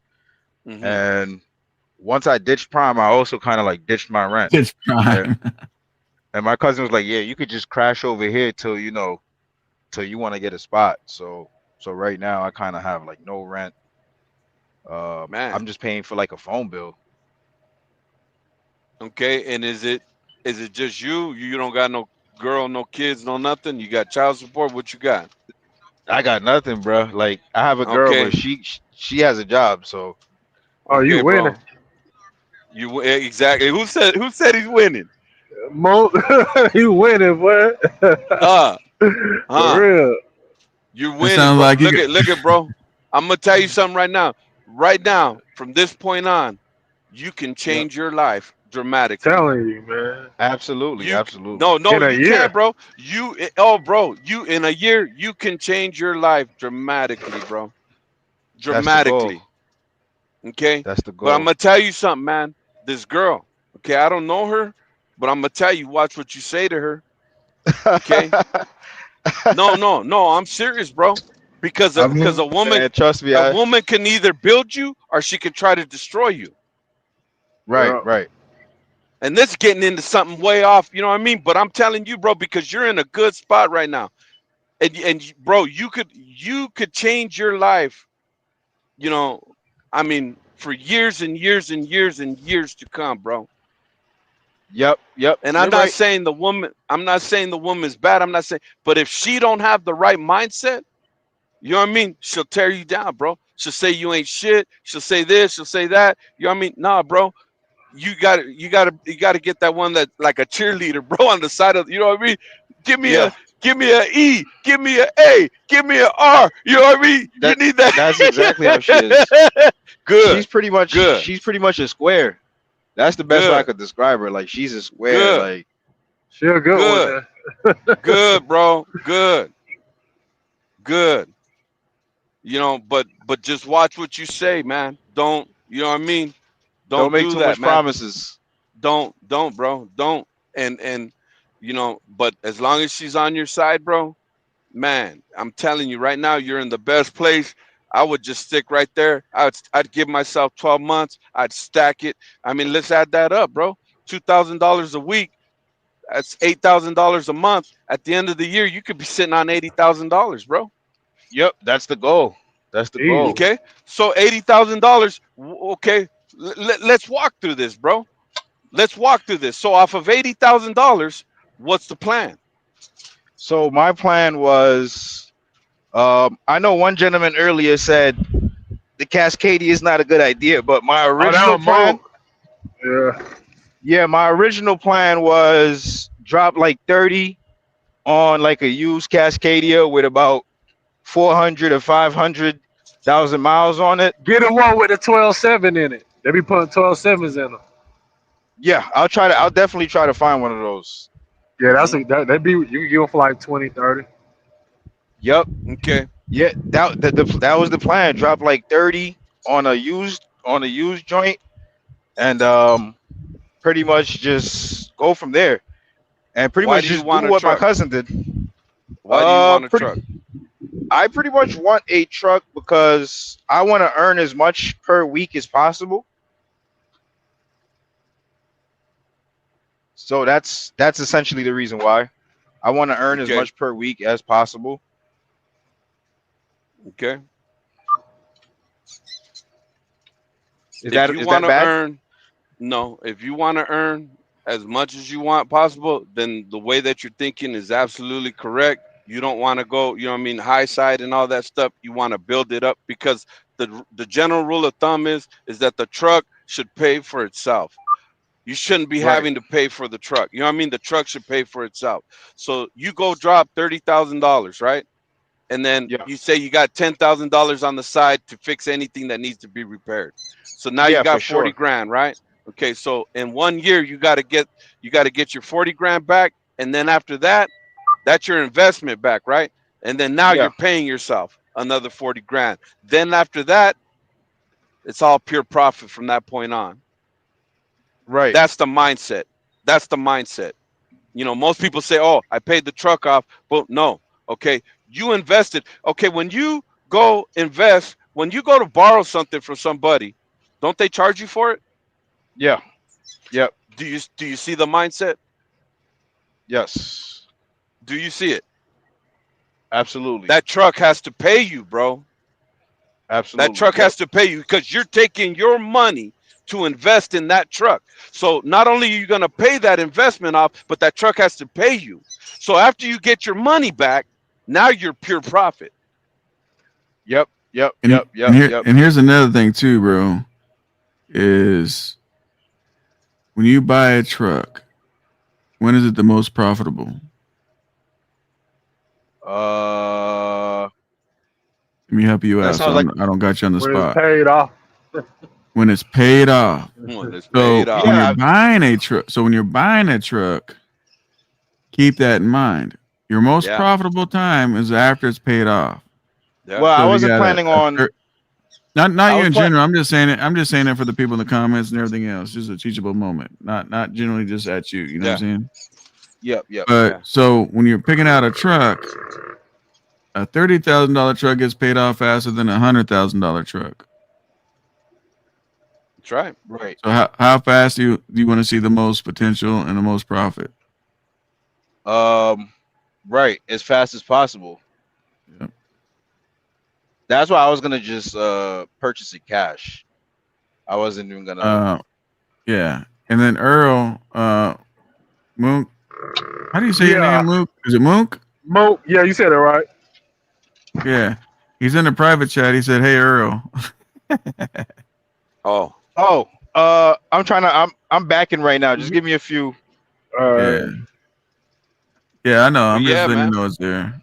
But yeah, man, just remember that, you hold those things and you take it with that attitude, you know what I mean? And you step forward, you make that purchase, because if you finance the truck, the finance company's gonna make money off of you.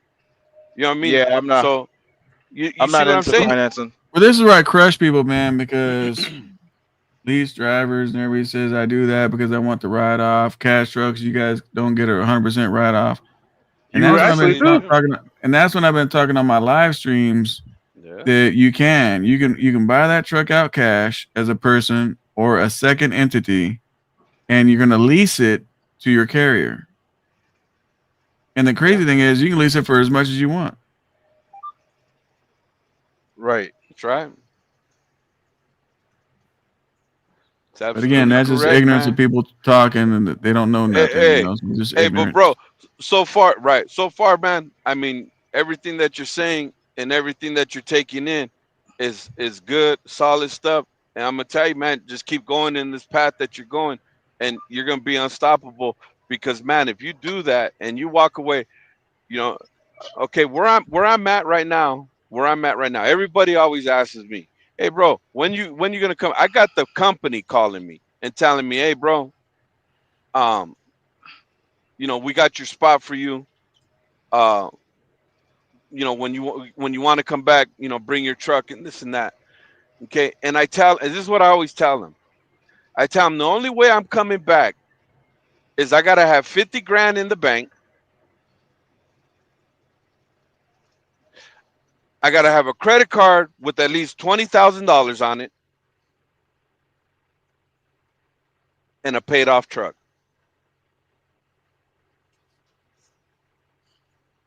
So if you got those things in that order, you're unstoppable. Yep. All you can do is grow. You use the credit card to pay for your fuel and any expenses, any maintenance and all that stuff, right? Okay, and I know people are gonna say, "Oh no," but then you're gonna pay the percentage and this and that, right? But you don't. Everybody You has to pay pay it to off. play, bro. No, but I don't pay the Exactly. percentage on my card. Everybody's got to pay to play. I mean, you get 3.5% cash back, and then I pay it off and like the next day or the next week or whatever, 2 weeks. Like you're not paying no interest on it. Right. That's essentially pretty much what my cousin does. Yeah. Okay, you see, okay, so he's got it. He's got the strategy down, bro. Okay, so now you're getting the confirmation of it, right? Yep. If you're getting the confirmation of it, okay, and that's how you do it, bro. That way, when that $600 toll, when that $600 toll bill comes up, $700, you ain't crying. You ain't on YouTube doing GoFundMe's. Hey, Green. But the reality is, though, man. Shit happens, right? But the reality is, as long as the preventive maintenance is happening like it's supposed to, you're really not going to have a tow bill, really. I mean, a fluke will happen. Well, look at one time. But the reality. Yeah, my rear ends went out in Savannah one time. I was gonna say. Go ahead. No, I was at 4K back to North Carolina. What happened? My rear ends went out in Savannah. 4K back to the house. So my whole thing is this. Told Ollie. My whole thing is this. When was the last time you changed out the oil in the rear ends? I ain't never changed them. There it is, right there. But check it out. Because there it is. Because if you check them, change them, test it, and all that, you just saw the metals and the oil and say, "Hold up, man, I got problems with my rear end." Earl, the first thing you do when you buy a truck, first thing you do when you buy a truck, Okay, the first that's thing. a secret, dude. Hey, Earl, the first thing you do when you buy a truck, you drain all them oils, bro, all of them. Unless they can provide you with a piece of paper saying that it was done. If they can't, if they tell you, "Oh yeah, we did it," don't believe them. Don't. Every time I bought a truck, it was the first thing I did. Drop the rear ends, drop the transmission, drop the oil in the engine, change the coolant, change any hoses that look, wore out, frayed, all that stuff. Did it all, bro. air filter, I don't care if that air filter was brand new. I put on the filters that I knew that I liked, not the filters that were already on the truck. You know what I mean? But I was gonna tell you guys one time my rear ends went out, but it wasn't my rear ends. It was the power divider. The power divider went out. Okay, when the power divider went out, I went and got all the parts. We put them back in, and it was missing something. I don't know what it was missing. So the mechanic put it back together.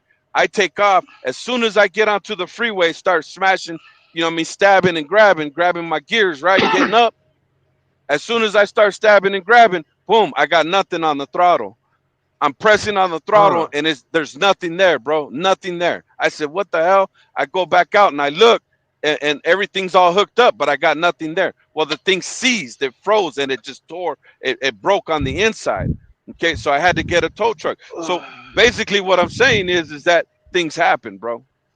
Now the mechanic, he covered the charge and he fixed it, didn't charge me. Okay, but I still had to pay that tow bill. Right. So I don't know how true this is, but I heard I could have flipped my differentials and made it home. Yeah. Oh, that's true? Yeah, you can lock them up. Oh, okay.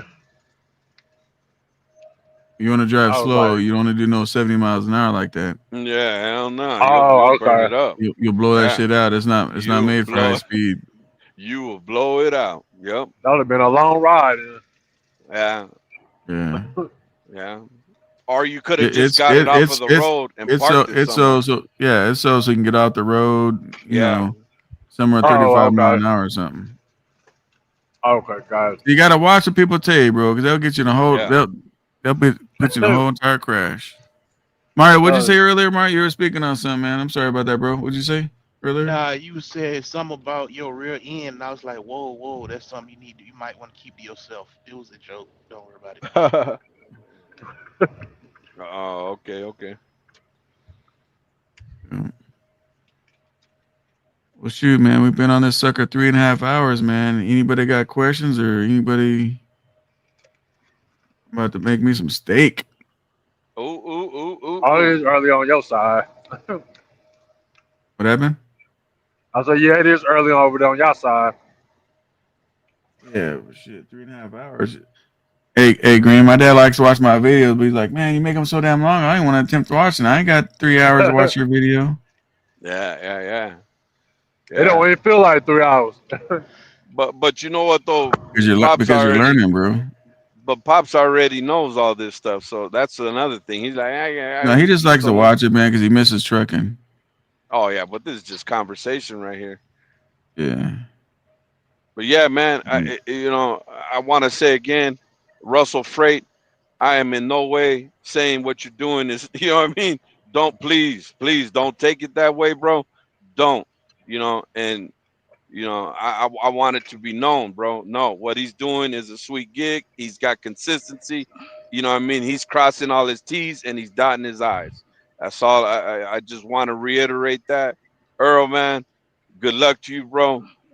I'm building a channel right now, but my channel is not what you hear up with SoCal. My channel is going to be on, the low board and all the numbers and all that stuff. It's going to be like a book that you can look back on and say, okay, these loads were paying this rate and all that good stuff. I'm building it. I'm in the process of it. And it's going to be more for studying, because that's my mindset. That's what I'm about. I'm about study to show yourself approved. You know what I mean? That's what I'm about. And a student eventually becomes a teacher. You know what I mean? And he eventually becomes a master. And that's what I try to do is master what I'm involved in. So, and I'm definitely gonna tap in. Yeah, it's in the. And Russell says, he says, yeah, bro, you're good. I ain't worried about it. I'm not easily offended. Good. But there's nothing to be offended about, Russell, man. But good. I just want to make sure, bro. I'm not talking down. No, I just want to double. I want to make sure, bro, that you know. I don't want you to say, One thing I want to say real quick for the people on the replay.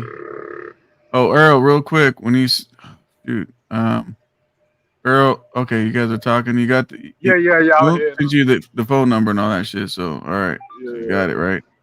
So Yeah, I'm gonna screw it up how and I'll leave out of here. so like I would basically need to become a member to get in contact with you, SoCal? Because I I had mean, like this idea I think you might like. there's an email if you want to email back and forth. But as far as talking on phones and stuff, yeah, you got to join the Minty program. But You you ever can heard email me back and of forth. you ever heard of Discord? Yep. I think it would be awesome if you made like if you had a Discord server. I think that would be pretty dope. People would have to be on it. If I made it, I wouldn't have time to get on it because I got too many people hitting my line. You know what I'm saying? But I can make one for you guys. You guys want to chop it up among one another? Right. Yeah, for sure.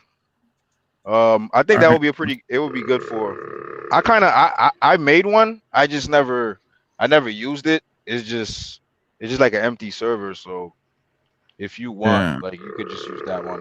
I'm on the Discord with gaming and stuff like that. But real quick, man, I'm gonna let all you guys do your closeouts. For all you guys watching the replay, if you guys think that trucking is worth it, put a 1 in the chat and tell people on the replay comments. Mario, what's your closeout, my dude?